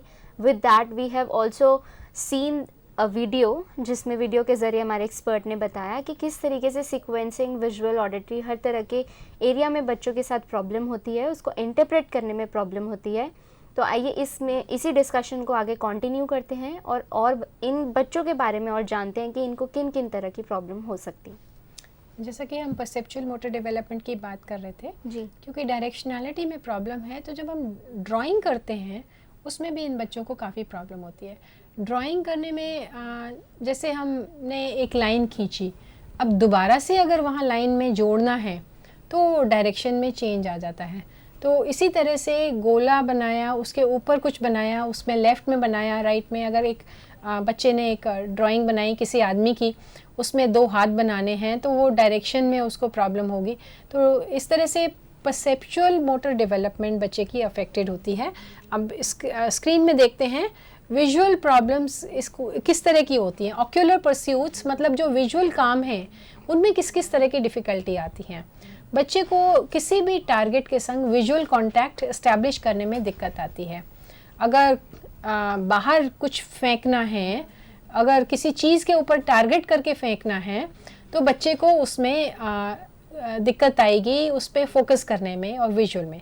अब स्क्रीन पे देखते हैं ऑक्यूलर परस्यूट्स हैं establishing visual contact with the target, maintaining visual contact with the target, control the direction of gauge, convergence, the movement of the gaze of the eyes together as the target is moved closer to the face। अगर जैसे हम लोग जब देखते हैं किसी चीज़ को तो हमारी जो नज़र है वो घूमती जाती है किसी चीज़ के साथ, किसी ऑब्जेक्ट को लेके वहाँ उसके साथ साथ घूमती है। अगर हम कागज़ पढ़ रहे हैं, कागज़ के ऊपर लिखा हुआ कुछ पढ़ रहे हैं या देख रहे हैं, चित्र देख रहे हैं, तो जब हम कागज़ को अपने पास लाते हैं तो हमारी जो गेज़ है, नज़र है, वो फोकस होती जाती है धीरे धीरे। तो इस तरह की आईज़ हमारी ज़्यादा क्लोज आती जाती हैं। तो कागज़ की मूवमेंट के साथ हमारी गेज़ को कंट्रोल में लाना, किसी चीज़ के साथ हमारी आई कांटेक्ट एस्टैब्लिश करना और उसको मेंटेन करना। हम जब बातचीत करते हैं तो हमारा आपस में आई कांटेक्ट होता है और हम नज़र देखते हैं और जब तक बात करते हैं तब तक एक दूसरे को देखते हैं। जी। तो इस तरह की जो डिफ़िकल्टीज बच्चों को आ सकती हैं, आपको ये लग सकता है, टीचर को ये लगेगा कि बच्चा, मैं बात कर रही हूँ, बच्चा मेरी तरफ देख नहीं रहा। तो the child may have difficulty in establishing, these are the ocular pursuits, optical ocular pursuits which the child may have difficulty in. Then the child can also have difficulty in form perception. Let us see, read them out. बच्चे को form perception में जैसा कि यहाँ लिखा हुआ है difficulty आएगी. That is organisation of drawing on papers, perception of whole forms as oppose to parts, and accuracy of form production. अगर बच्चे को ड्रॉ करना है पेपर पे, तो बच्चे को सेम ड्राइंग रिप्रोड्यूस करने में डिफ़िकल्टी आएगी, क्योंकि उसने परसीव ठीक नहीं करा और उसने उसको याद नहीं रखा, उसको दोबारा से लिखने में प्रॉब्लम आएगी, क्योंकि मोटर डेवलपमेंट भी अफेक्टेड है. जो इसको हम ट्रांसडक्शन का प्रोसेस कहते हैं कि एक मोडालिटी से दूसरे मोडालिटी में कन्वर्ट होता है. हमारे ब्रेन में वायरिंग ऐसे होती है कि जब हमने एक मैसेज लिया तो वो दूसरी मोडालिटी के ज़रिए वो हम एक्सप्रेस कर रहे हैं उसको. मैनिफेस्टेशन जो है, जैसे हम मेमोराइज कर लेते हैं कोई चीज़ और फिर हम उसको राइटिंग के थ्रू मैनिफेस्ट कर रहे हैं. तो this is the process of transduction which is affected. तो इसलिए परसेप्चुअल मोटर भी इसी तरह से है. हमने एक सेंस, किसी भी सेंसेशन के ज़रिए हमने रिसीव करा मैसेज और वो मोटर डेवलपमेंट के थ्रू मैनिफेस्ट हुआ. इसी तरह से ये देखिए इसमें लिखा है मोटर प्रॉब्लम्स हैं, कोऑर्डिनेशन की आएंगी, जो कि हम अभी देख रहे थे क्यों आ रही हैं. इसमें ग्रॉस मोटर डेवलपमेंट भी अफेक्टेड है. We have problems of coordination. Generally the child is generally clumsy और awkward, has poor fine and gross motor coordination. Then the tactile and kinesthetic difficulties are poor tactile discrimination and excessive need to touch, poor writing and drawing performance. So these are the difficulties which the child has in motor performance. The child also has difficulty in doing different tasks at different times. He may do one task differently from another task, and you may feel the child has, can do it, and sometimes you feel the child cannot do. So the child may have trouble dialing phone numbers or holding pen or pencil, may have poor coordination, be clumsy, unaware of physical surroundings, or have a tendency to hurt his or herself. So hurt himself or herself. So ये जो difficulties हैं motor movement में, ये आई hand coordination की वजह से भी आती हैं. एक तो मोटर डेवलपमेंट होती है जिसमें हम बिना देखे हमने मार दिया, that is motor development, but that is not coordination. So जैसे कि मैम आपने बात की मोटर डेवलपमेंट की, यहाँ पे एक क्वेश्चन आया है कि अगर हम देखते हैं कि these are so many aspects that we find the child is lagging behind. बच्चे को उसमें प्रॉब्लम है कि बच्चा फाइन मोटर स्किल्स परफॉर्म नहीं कर पा रहा है, कोऑर्डिनेशन नहीं है, विजुअल मोटर में प्रॉब्लम है, ऑडिटरी मोटर में प्रॉब्लम है. तो how come we can say that the child with learning disability is having above average और नियर एवरेज इंटेलिजेंस? इनकी बातें अगर आप करें, सुने और इंटरैक्ट करें, बड़ा इंटरेस्टिंगली बातों में एकदम झलक जाता है कि बच्चा समझ रहा है. अगर आप मेंटली रिटार्डेड से बात करेंगे, वही क्वेश्चन पूछेंगे, तो रिस्पांस बहुत डिफरेंट होगा. और इसमें बच्चे की समझ झलकती है और बच्चे की परफॉर्मेंस विद इन कॉन्टेक्स्ट कह सकते हैं कि होती है. हाँ, और मतलब ये भी समझ आता है कि बच्चे को समझ आ रहा है. आप अगर उसको बहुत ध्यान से ऑब्जर्व करें तो बिल्कुल पता लगता है कि बच्चे को समझ आ रहा है, पर वो ठीक से बता नहीं पा रहा है. उसको आता है, ये भी समझ कई बार पता लगता है कि उसको आता है, और कई बार ये लगता है कि बच्चे की अटेंशन इधर नहीं है, इसलिए वो नहीं कर पा रहा है. पर given if like if we can work on the child, अगर बहुत प्रॉपर इंटरवेंशंस देते हैं, बच्चा अगर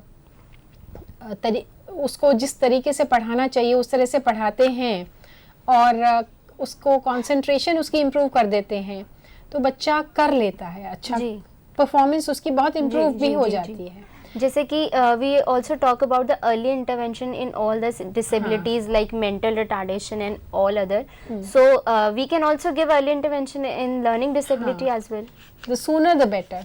और बच्चे अगर अर्ली इंटरवेंशन देते हैं बच्चे में बहुत इम्प्रूवमेंट आती है।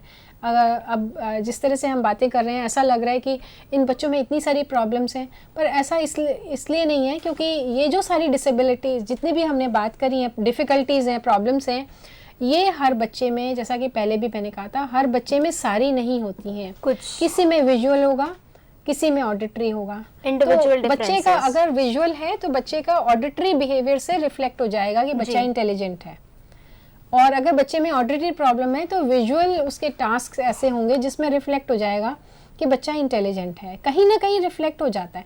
बच्चे की जो वर्बल परफॉर्मेंस है नॉन वर्बल परफॉर्मेंस से बहुत डिफरेंट होगी, उसमें डिफरेंस आ जाता है।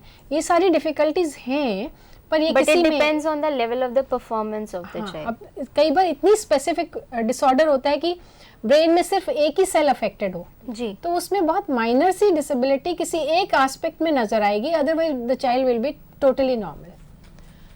इसके अलावा बच्चे की जो वर्क हैबिट्स हैं वो अफेक्टेड होती हैं। ये देखिए, हम देखते हैं कि कौन कौन सी वर्क हैबिट्स बच्चे की अफेक्टेड हो सकती हैं। The child may organise work poorly, work slowly, frequently confuse directions और rush through work carelessly। क्योंकि बच्चे की work habits बहुत affected हैं, then the organization is also affected.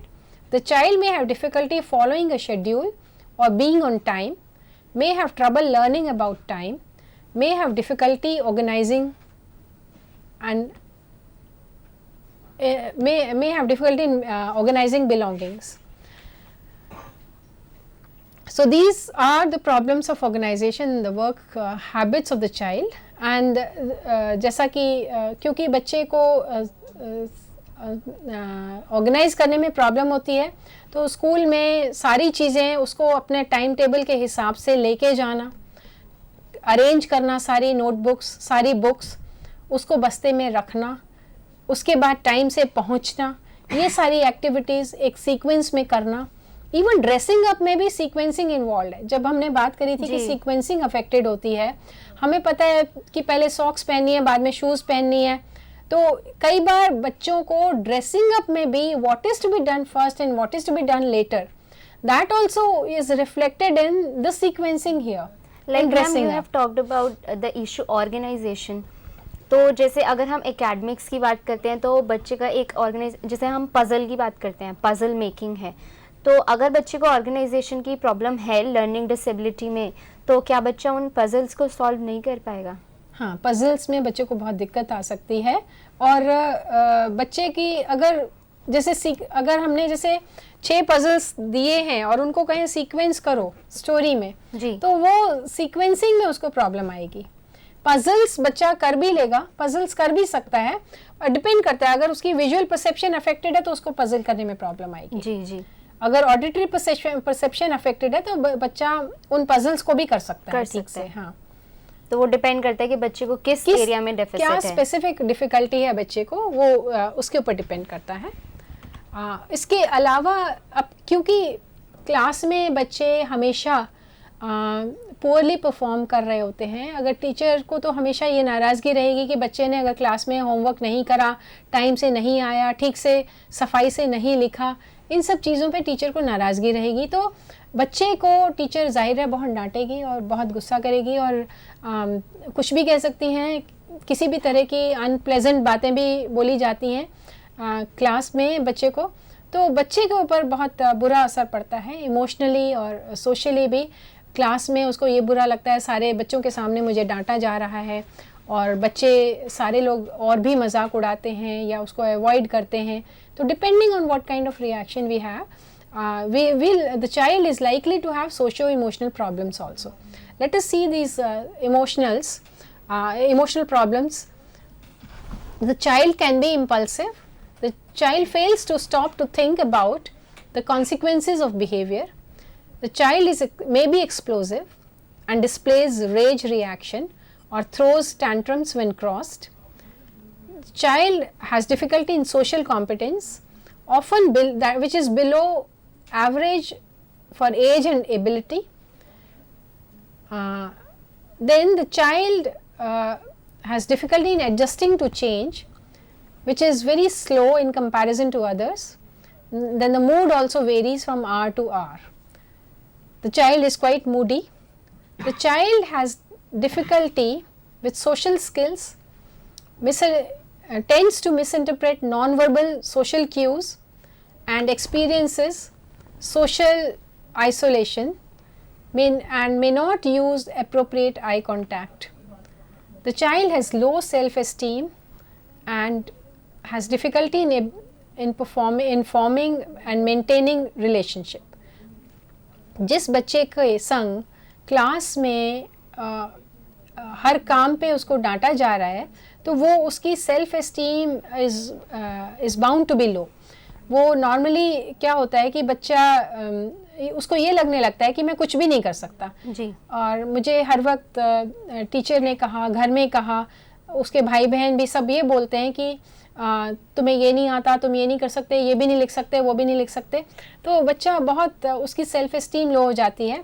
और क्योंकि वो आई कांटेक्ट ठीक से अगर इस्टेब्लिश नहीं कर पाता है, ठीक से बात नहीं कर पाता है, तो आपस में उसके फ्रेंड्स के संग जो सोशल रिलेशनशिप्स हैं वो भी अफेक्ट हो जाती हैं. और बच्चे को कई बार जैसा कि आपने कहा था कि बच्चा अगर वो रजिस्टर नहीं कर पा रहा है कि एम्बुलेंस जा रही है, तो हमें लगेगा कि बच्चे को इतनी छोटी सी बात क्यों नहीं समझ आ रही है. But the child can be impulsive also. Child is emotionally very labile and very like उसको कभी मूड इतना वेरी करता है. मूड, अब एक छोटा बच्चा था लर्निंग डिसेबल, जैसे सड़क पे चल रहा है, कहीं भी उठा के लेट जाएगा वो जी. तो क्योंकि इतना इम्पल्सिव उसका बिहेवियर है, उसको उसके कॉन्सिक्वेंसेस नहीं सोच पाता कि अगर मैं repetitively we are talking about the negative feedback that the child is getting if from the teachers, from the parents, from the peer groups and the outside people. अब ये कॉन्टिन्यूशन में बच्चे को नेगेटिव फीडबैक मिलता रहता है, पर बच्चे को खुद नहीं पता उसको क्या प्रॉब्लम है. बाहर के लोगों को, पेरेंट्स को, टीचर्स को नहीं पता.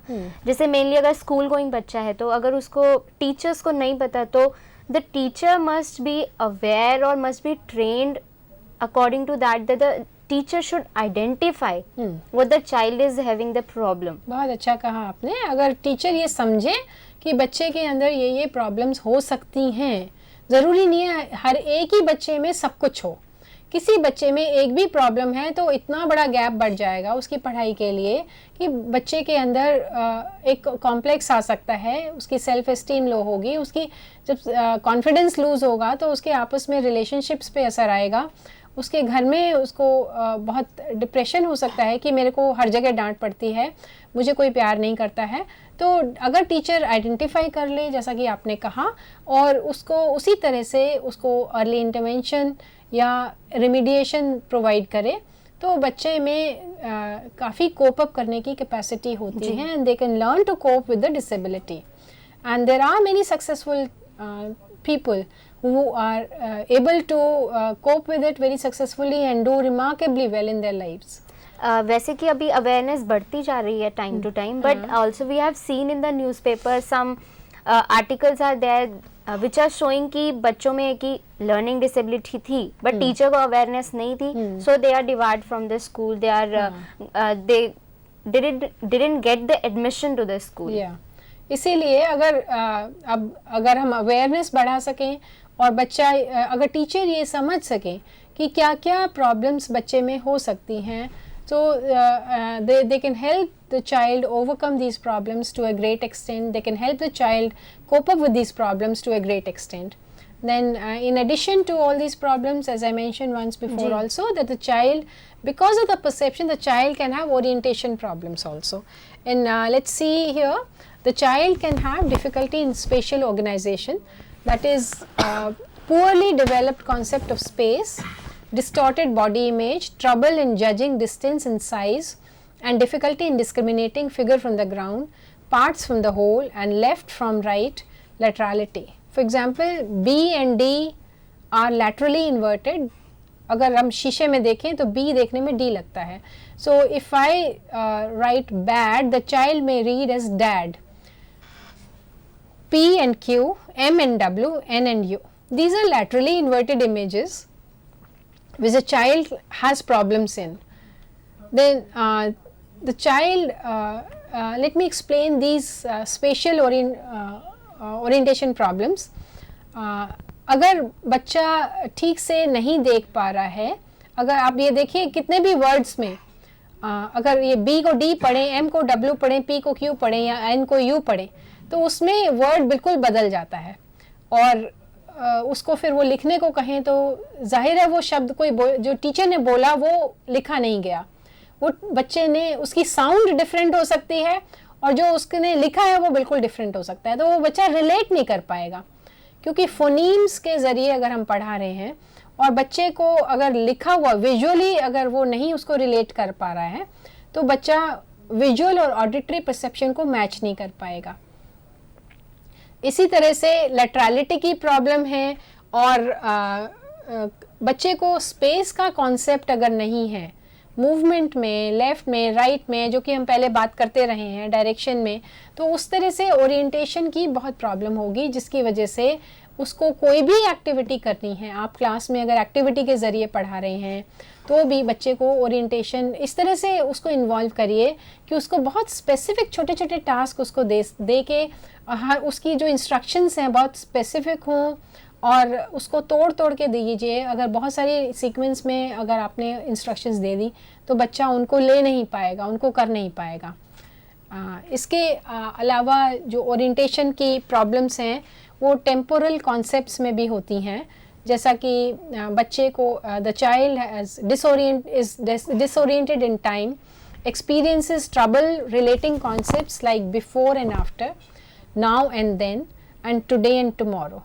अब कल आने वाला है, कल बीत गया, हम कल कहते हैं, तो बच्चे को ये अभी उतना कॉन्सेप्ट क्लियर नहीं होता है। बिफोर है, पहले है, बाद में है। आप देखेंगे अक्सर छोटे बच्चे इस तरह की बातें, अगर हम उन्हें कहें कि कल देंगे तो और वो थोड़े 2-2 मिनट में पूछेंगे कल हो गया, कल हो गया, और कल आ गया, कल था, थोड़ी देर पहले को वो कहेंगे कल मैंने करा था। तो ये जो कॉन्सेप्ट्स हैं even normal process of development में ग्रेजुअली एक्वायर करता है बच्चा, but this process is delayed in children with learning disability and this में delay in total can be by the lag could be by 2 years also. So depending on the degree of delay, the extent of disability, the delay can be by, the lag can be delayed by 2 years. So then they have problems in time। अगर घड़ी देखनी है उसको, घड़ी को बच्चे को देखने में वैसे भी बहुत टाइम हमें सिखाने में लगता है, तो क्योंकि परसेप्चुअल प्रॉब्लम है, रोटेट कर रही है, छोटी घड़ी, छोटा the smaller hand and the bigger hand, they have to discriminate between these two, and then normally हमने उनको डायरेक्शन सिखाई है लेफ्ट टू राइट जी। अब क्लॉक में डायरेक्शन आ गई right to left, left to right and then right to left, again it's a global thing. So this again is an additional component for them to understand कि suddenly it has changed.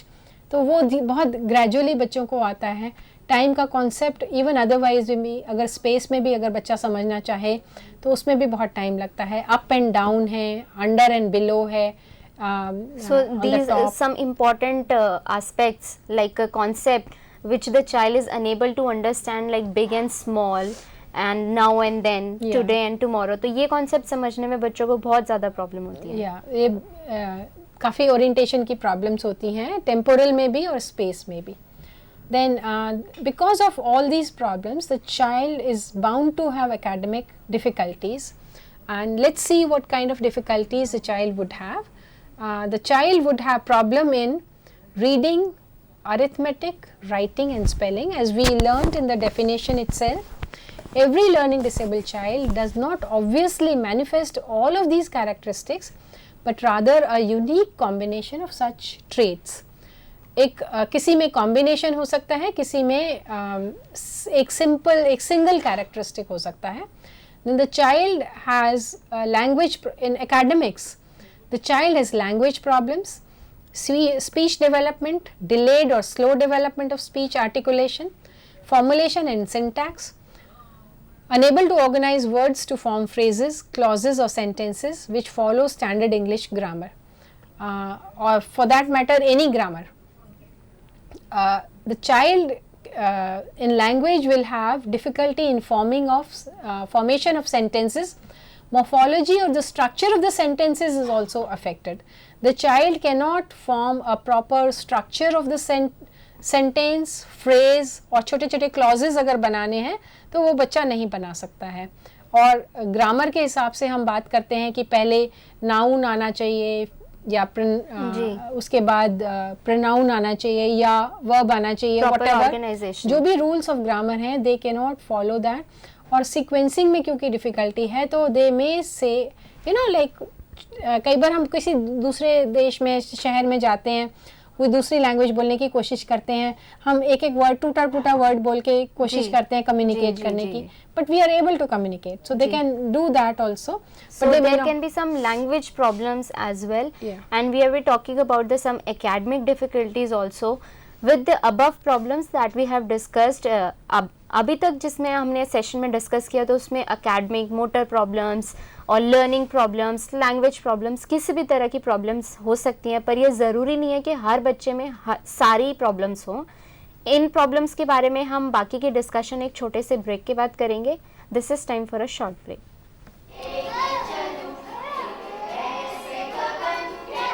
This is Aparna.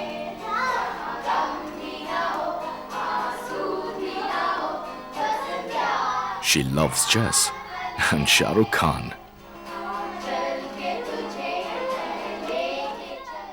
Her best friend is Swati.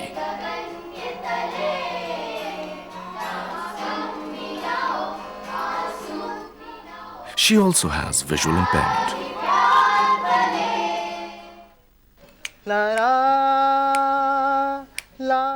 This is Neeraj.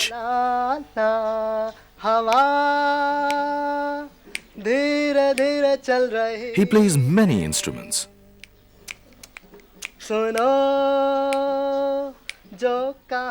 He loves Mohammad Rafi and cricket.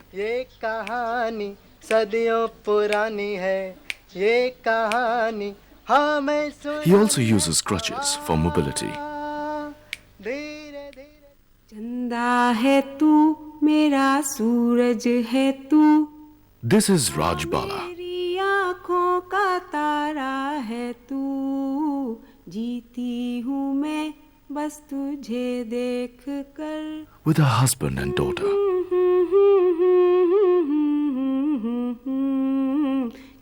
She loves cooking and watching TV. सूरज है तू, आ मेरी आँखों का तारा है तू। She also has cerebral palsy.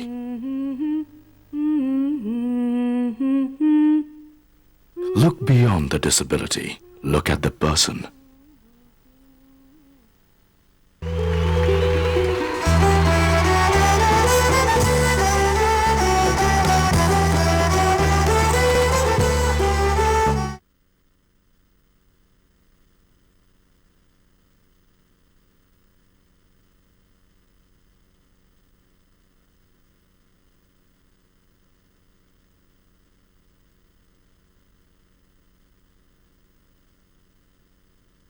The state of knowledge exists. The will, the capacity, and method are usually the problem. मानसिक मंदता एक ऐसी विकलांगता है जो 18 वर्ष की आयु से पूर्व कभी भी हो सकती है, जिसमें व्यवहार अनुकूलता में कमी एवं बुद्धि क्षमता 70% से कम होती है।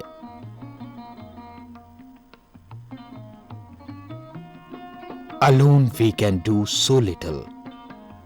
Together we can do so much. भारतीय पुनर्वास परिषद द्वारा देश भर में पंजीकृत केंद्र इस बात को प्रमाणित करते हैं। NIMH प्रादेशिक केंद्र नई दिल्ली एक ऐसा ही केंद्र है जहां छात्रों को प्रशिक्षण दिया जाता है।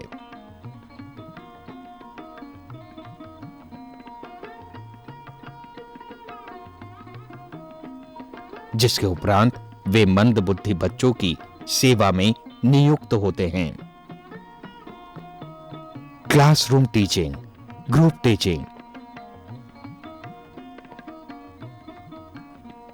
एवं भारतीय पुनर्वास परिषद के नव शिखर चैनल पर प्रसारित टेलीकॉन्फ्रेंसेस द्वारा संबंधित विषयों पर विस्तार पूर्वक ज्ञान दिया जाता है। Medical, occupational therapy, physiotherapy,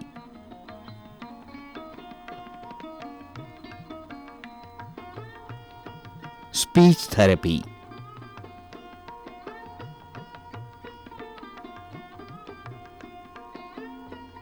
psychology और स्पेशल एजुकेशन जैसे क्षेत्रों में छात्रों को प्रशिक्षित किया जाता है।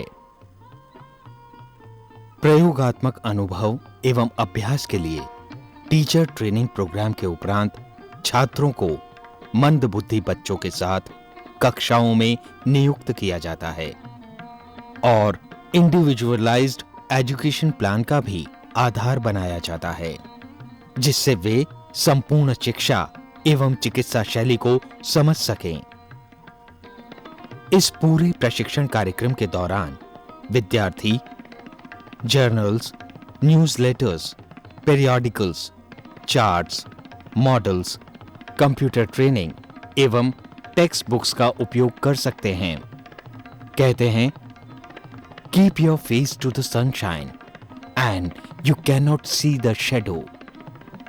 इसी बात को ध्यान में रखते हुए विद्यार्थियों को सरकारी एवं गैर सरकारी संस्थाओं में नियुक्त किया जाता है, जहां वे मंदबुद्धि बच्चों के लिए निरीक्षण, प्रशिक्षण एवं अनुसंधान का दायित्व संभालते हैं और इसके पश्चात ये विद्यार्थी इस प्रशिक्षण का उपयोग मंदबुद्धि बच्चों के सामाजिक एवं शैक्षणिक उत्थान एवं विकास में करते हैं और एक लक्ष्य की ओर आगे बढ़ते हैं। और फिर लक्ष्य कितना ही दूर हो, फासला नजरों का धोखा भी तो हो सकता है। वो मिले या ना मिले, हाथ बढ़ाकर देखो।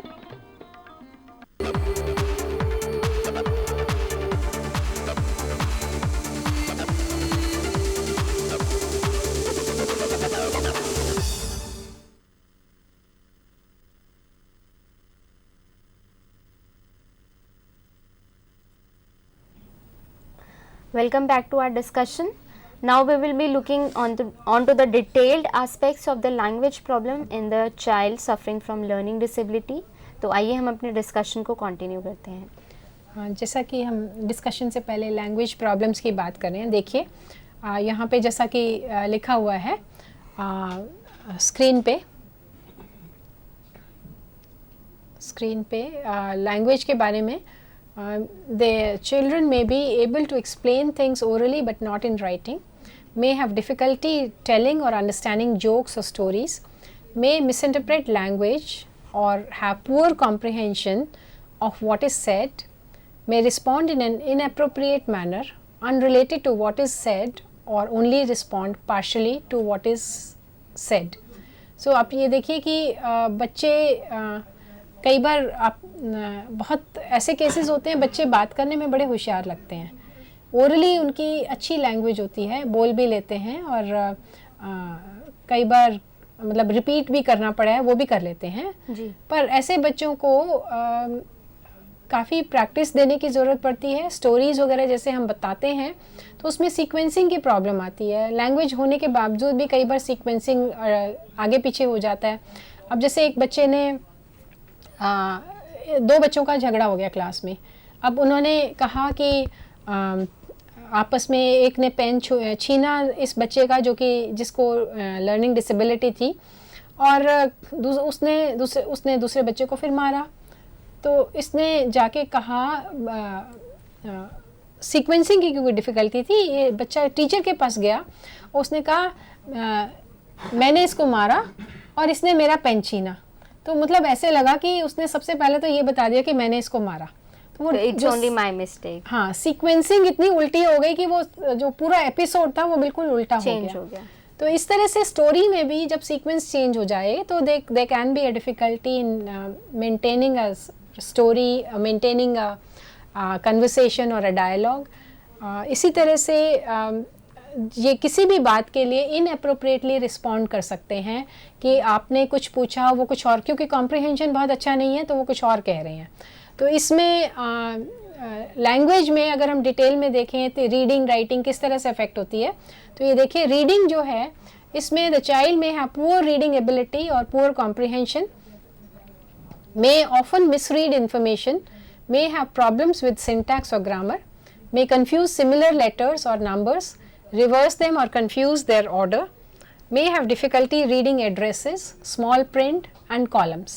तो इस तरह की प्रॉब्लम्स रीडिंग में जो हैं वो डिफ़िकल्टीज आती हैं बच्चे में। राइटिंग में भी बच्चे को प्रॉब्लम आएगी। The child may have difficulty with ideas or organizing thoughts on paper, may reverse or omit letters, words or phrases when the child is writing, or has problems with sentence structure, writing mechanics and organization, may frequently spell the same word differently in a single document, may read well but not write well और vice versa. So देखिए जब language में बच्चे को syntax है, phonology है, ये सारी चीज़ें बच्चे की, प्रैग्मेटिक्स है, ये सारी चीज़ें अफेक्टेड होती हैं कि बच्चे ने या तो बोला गलत या समझा गलत या बताया गलत।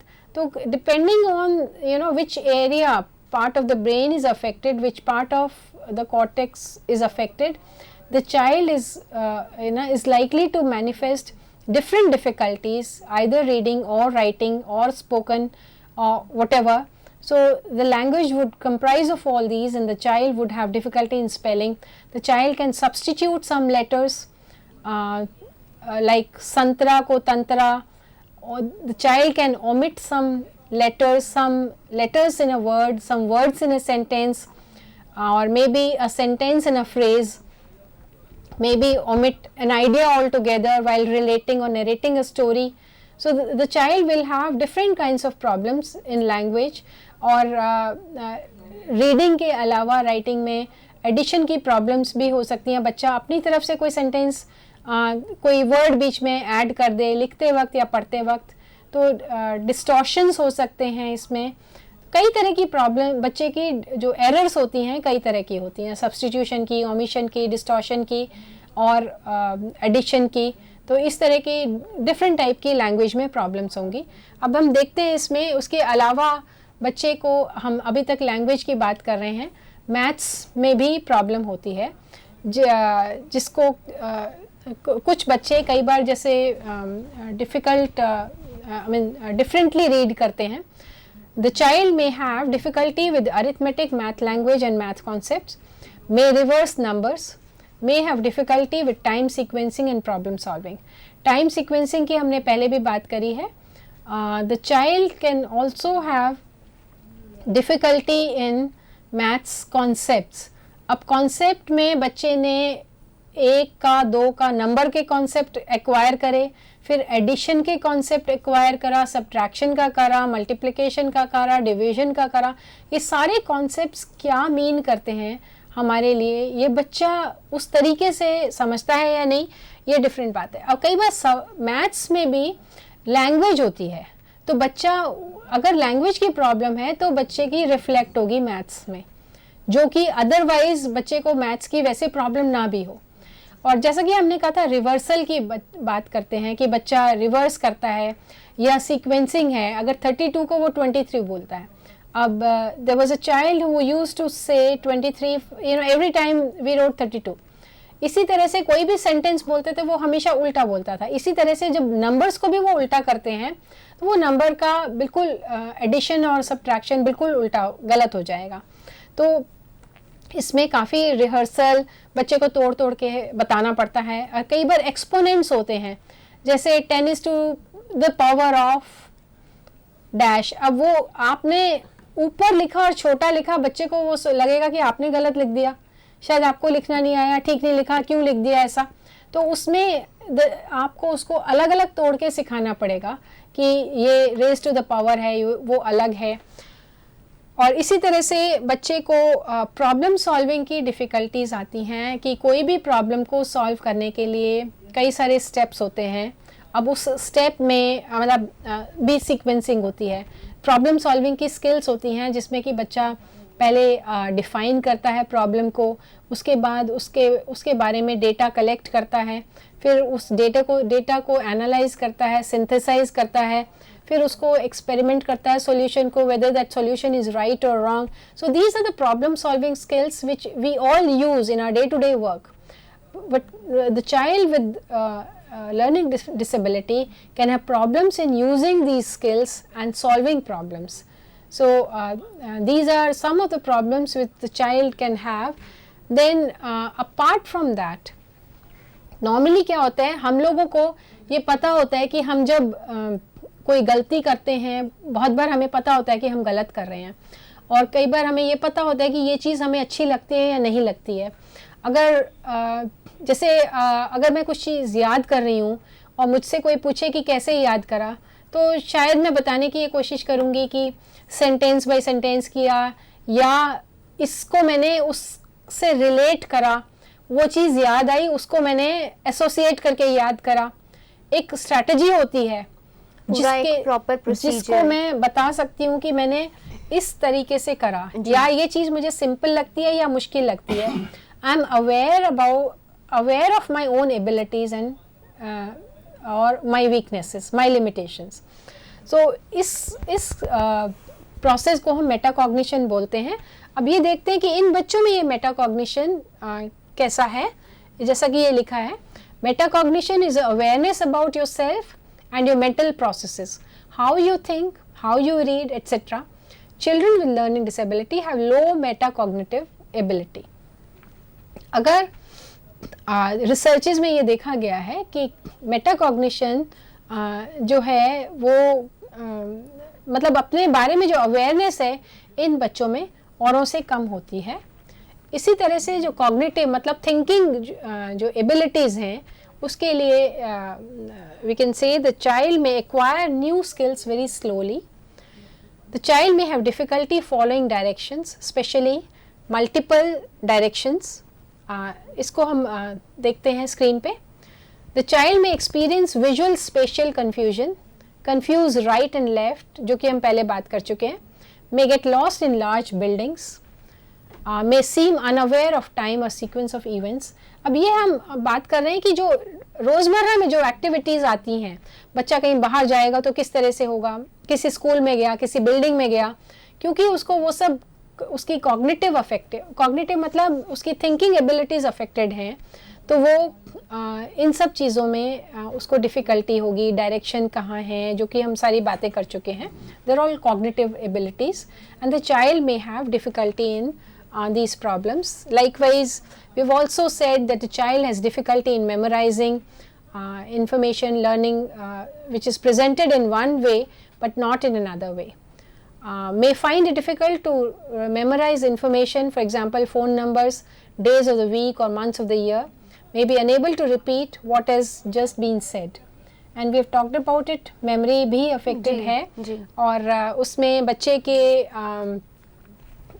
जो क्योंकि डेज जो हैं वीक में वो सीक्वेंस में हैं, डेट्स भी सीक्वेंस में हैं, और आप ये देखिए कि एक जो बेसिक एबिलिटीज़ हैं उनकी वजह से बच्चे की बहुत सारी बाकी कॉग्निटिव एबिलिटीज़ भी अफेक्ट हो रही हैं, और उसका डे टू डे जो बिहेवियर है उसमें भी वो रिफ्लेक्ट हो रही हैं कहीं ना कहीं.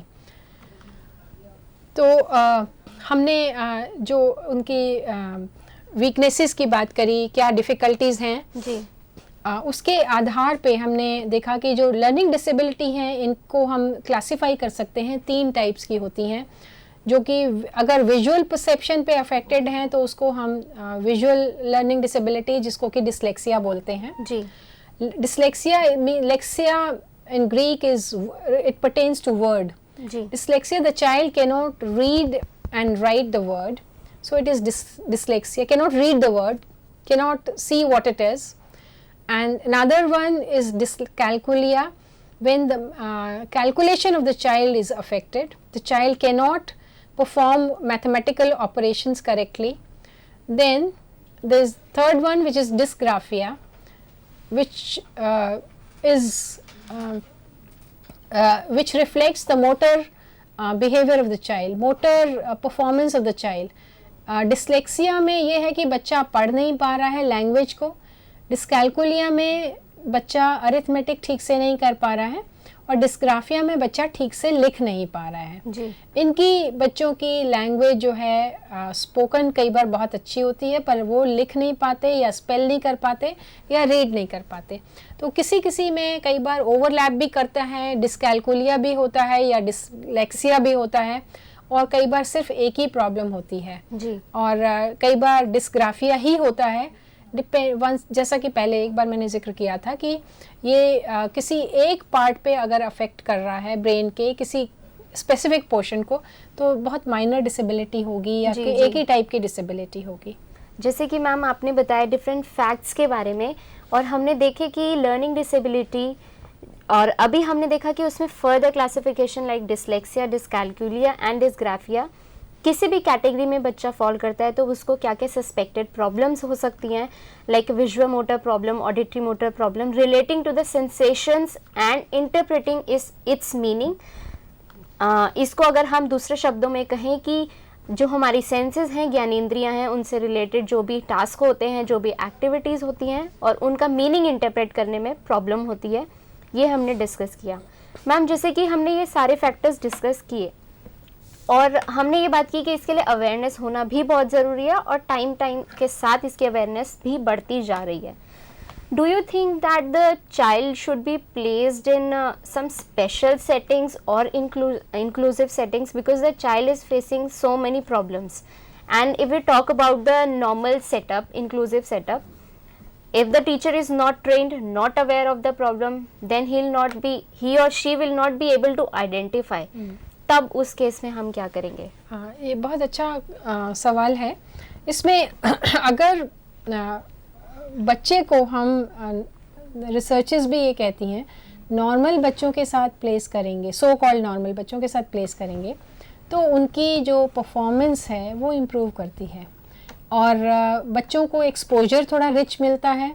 एक नॉर्मल जो कि बाहर जब सोसाइटी में बच्चे जाएंगे, समाज में रहेंगे, तो उनको बाकी सबके संग इंटरैक्ट करना है, तो उनको अभी से ही आदत पड़ती है कि वो औरों को समझ सकें और लोग भी उनको समझ सकें। इंटरैक्शन होता है और इनके बाकी काफ़ी चीज़ों में बहुत लोगों को काफ़ी टाइम तक ये भी नहीं पता लगता कि बच्चे को लर्निंग डिसेबिलिटी है जी। तो बिना वजह के इनको रोक लेना कि ये बच्चे कर नहीं सकते, तो और ज़्यादा उनकी डिसेबिलिटी, उनके कॉन्फिडेंस को शैटर करना है जी। तो अगर बच्चे को ये कॉन्फिडेंस रहे मैं कर सकता हूँ, हमारे को ये चाहिए कि हम टीचर को ओरिएंट करें, टीचर को इस बात के लिए जागरूक करें कि ऐसे बच्चे होते हैं, वो आइडेंटिफाई कर सकें, उनको डिटेक्ट कर पाएँ, उसको सही रास्ता दिखा सकें और अगर ज़रूरत पड़े तो किसी काउंसलर के पास भेज सकें, और या किसी भी स्पेशलिस्ट की ज़रूरत है, किसी भी प्रोफेशनल की ज़रूरत है, या राइट रेमिडिएशन या इंटरवेंशन स्ट्रैटेजीज प्रोवाइड कर सकें। अगर हम उनको बचते रहेंगे और दूर भागने की कोशिश करेंगे तो हम एक सामान्य समाज से दूर भाग रहे हैं। तो हमें कोशिश ये करनी चाहिए इंक्लूजन, और वैसे भी हमारे पास ज़्यादा चॉइस भी नहीं है क्योंकि PWD एक्ट में अगर हम सारी डिसेबिलिटीज़ की बात कर रहे हैं, बेशक लर्निंग डिसेबिलिटी नहीं है उसमें, पर धीरे धीरे अब इसमें अवेयरनेस बढ़ती जा रही है। CBSE में भी अब प्रोविजंस हैं, इनको फैसिलिटीज़ दी जाती हैं, राइटर भी मिलता है, उसमें कुछ कंडीशंस हैं कि किस तरह क्या क्या कंडीशंस पूरी होनी चाहिए कि बच्चा ये परफॉर्मेंस कंसिस्टेंटली शो करता है और कोई प्रोफेशनल से सर्टिफिकेशन चाहिए होता है।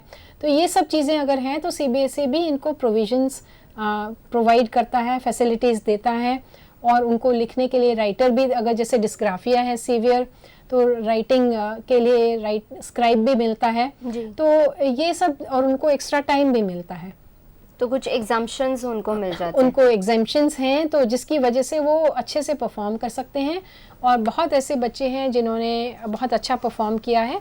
और अगर हम देखें तो जो हमारे एक वीडियो है जिसमें ये दिखाया गया है कि अगर लर्निंग डिसेबल नहीं होते तो क्या होता। न्यूटन है, आइंस्टाइन है, ये सब रिसर्चेस ना होती, एडिसन है, मोज़ार्ट हैं, तो उसमें हर फील्ड में ये दिखाया है कि म्यूज़िक में मोज़ार्ट का इतना कंट्रीब्यूशन है, बीथोवन का इतना कंट्रीब्यूशन है, और इसी तरह से आइंस्टाइन का है, मैथमेटिक्स में है, न्यूटन का है, और even you know they have been presidents and prime ministers in different countries who have been learning disabled and have performed so well. अगर हमारे यहाँ भी अब जैसे तारे ज़मीन पे आई थी, तो उसमें अब इससे काफ़ी अवेयरनेस बढ़ी है लोगों में, और it was a point of motivation and awareness among the people. कई बार ऐसा भी देखा गया कि ये बच्चे खुद नहीं समझ पा रहे थे कि क्या हो रहा है, उनको कैसा मतलब महसूस कर रहे हैं, और टीचर को भी नहीं समझ आ रहा था क्या है। टीचर कई बार ये बताना भी चाहती थी कि शायद ये बच्चे को ये प्रॉब्लम है, पर वो डर रहे थे कि माँ बाप पता नहीं मानेंगे, या खुद को she was not sure whether the child has problems. Because parents में ये स्टार्टिंग में तो एक्सेप्टेंस का स्टेज होता ही नहीं है, क्योंकि because they are it's very difficult for the parents to accept that the child is suffering from something difficulty, और टीचर को खुद को समझ नहीं आ रहा था कि ये यही प्रॉब्लम है। पर जब तारे ज़मीन पे देखी तो उन्हें लगा कि बच्चे ने खुद ही आके बोला कि मैम मेरे को ऐसा दिखता है जैसे कि वहाँ ईशान को दिखता था, ऐसा लगता है जैसे कि ईशान करता था, मुझे भी क्या यही समस्या है जो कि ईशान को थी। और बच्चा खुद ही मतलब रिलेट कर पा रहा है। अभी हम लोगों के यहाँ एक प्रोग्राम में हमने ऐसे कुछ बुलाए थे लर्निंग डिसेबल्ड जिन्होंने लाइफ में बहुत सक्सेसफुली अचीव करा है। एक होटल में he is a manager, he is learning disabled, उसने मॉडर्न स्कूल से पढ़ाई की है, और वहाँ पे हमने उससे जब ये पूछा कि आपने कैसे कोप करा, कहता है कि मैंने I learn to cope myself. उसकी मदर बहुत सपोर्टिंग थी, और उसमें टीचर्स ने बहुत ज़्यादा कंट्रीब्यूशन नहीं दिया, पर एटलीस्ट इतना था कि कोई नेगेटिव एस्पेक्ट नहीं मिला उसको, कोई फ्रीडम बहुत मिली, और उस जो कुछ भी वो करता था उसको बहुत फ्रीडम थी स्कूल में, और उसने अपने आप ही कोप अप करा, और now he has 300 persons working under him and he is doing very well. So he got motivation from both the sides, like from the parents, family, and from himself as well, to get motivated and encouraged in his life. Confidence उसने काफ़ी gain किया। Ma'am, जैसे कि आपने बताया कि हमें students को, जो बच्चे हैं लर्निंग डिसेबल्ड, डिसलेक्सिक, उनको किस तरीके से हमें एक अप्रोच फॉलो करनी चाहिए, ये हमने डिस्कशन किया। अगर हम बात करते हैं पेरेंट्स की, तो आप उनको क्या काउंसलिंग देना चाहेंगे कि अगर उनके बच्चे में कुछ प्रॉब्लम है, उनको लगता है कि the child is suffering from some problem, the child is dyslexic, so as a part of the parental counselling what you will guide? इसमें टीचर का बहुत बड़ा रोल है इसमें इस समय, क्योंकि मैं इस समय टीचर पे ज़्यादा फोकस कर रही हूँ। Teacher can establish rapport with the parents and convey to the parents the child, and they can work collaboratively, work out a plan with the parent, so that the parent also feels that they're important and they can execute the plan at home. जी. So it is important for the teacher to involve the parent. That is most important, parental involvement, and in planning the program as well as in executing the program. So day to day basis पे progress monitor कर सकते हैं, feedback ले सकते हैं parents से, और likewise parents को report भी कर सकते हैं कि this is how the child has improved, this is what strategy I used, and this is the strategy you can also use at home. So that should be of great help. So the parents should have also the concern कि वो बच्चे का ध्यान रखें और ये देखें कि बच्चे में क्या क्या प्रॉब्लम है, उनको किन अप्रोचेस के साथ टैकल करना है, और टैकल करने के लिए हमें एक टीम अप्रोच की ज़रूरत पड़ती है, प्रोफेशनल्स के हेल्प की ज़रूरत पड़ती है, जैसे कि हमारे एक्सपर्ट ने बताया। और आज का जो हमारा सेशन था, it was regarding the learning disability concept and it's characteristics, और पूरे सेशन में हमारे एक्सपर्ट ने बहुत अच्छे एग्जाम्पल्स के साथ और वीडियोज़ के ज़रिए हमें एक्सप्लेन किया कि एक बच्चा जिसको लर्निंग डिसेबिलिटी है, एक बच्चा जिसको हम क्यों कहें कि वो लर्निंग डिसेबल्ड है, वो ऐसे कौन से कैरेक्टरिस्टिक शो करता है कि जिससे हम बोल सकते हैं कि बच्चे को लर्निंग डिसेबिलिटी है, या डिसलेक्सिया है, डिस्ग्राफिया है, डिसकैलकुलिया है, जो डिफरेंट टाइप्स हैं लर्निंग डिसेबिलिटी के, साथ के साथ उसके एक्सटर्नल इंटरनल फैक्टर्स क्या होते हैं। उसके साथ हमने देखा कि विजुअल मोटर में क्या प्रॉब्लम्स होती हैं, फिगर ग्राउंड परसेप्शन में क्या प्रॉब्लम होती है, मेमोरी रिकॉलिंग में प्रॉब्लम होती है, उसमें एक विजुअल सेंसेस हो गया, दूसरा ऑडिटरी सेंसेस की भी हमने बात करी थी, फिर बैलेंसिंग एंड ओरिएंटेशन में भी प्रॉब्लम होती है, साथ के साथ को करिकुलर और एकेडमिक स्किल्स में भी प्रॉब्लम होती है। एकेडमिक स्किल्स में हमने देखा डिफरेंट सब्जेक्ट्स होते हैं, लाइक सब्जेक्ट्स लाइक मैथ्स, और उसमें डिफरेंट अरिथमेटिक कॉन्सेप्ट्स होते हैं, डायरेक्शंस का होता है concept like up and down, behind, front, forward, backward, today, tomorrow. Time को देखने की प्रॉब्लम होती है, डायरेक्शन में जैसे left right, right to left, इन तरह की प्रॉब्लम्स होती हैं। पर हम ये नहीं कह सकते, ये जो हमने सारी प्रॉब्लम्स डिस्कस करी, कि हर बच्चे में सारी ही प्रॉब्लम्स होंगी। हर बच्चा अपने में यूनिक है and there are individual differences. Every child has its own problem, his limitations, but with the strengths as well. So we should more focusing onto the strengths and the positive part. Right, बिल्कुल ठीक कहा. We should focus on the strengths and try to understand the child and provide the right intervention. जी ma'am, जैसे कि आपने बहुत सारी information दी हमारे व्यूअर्स को। आज का जो हमारा सेशन था, it was regarding learning disability and we got many good information from our expert. So this is the time for the closing of our session. Thank you so much.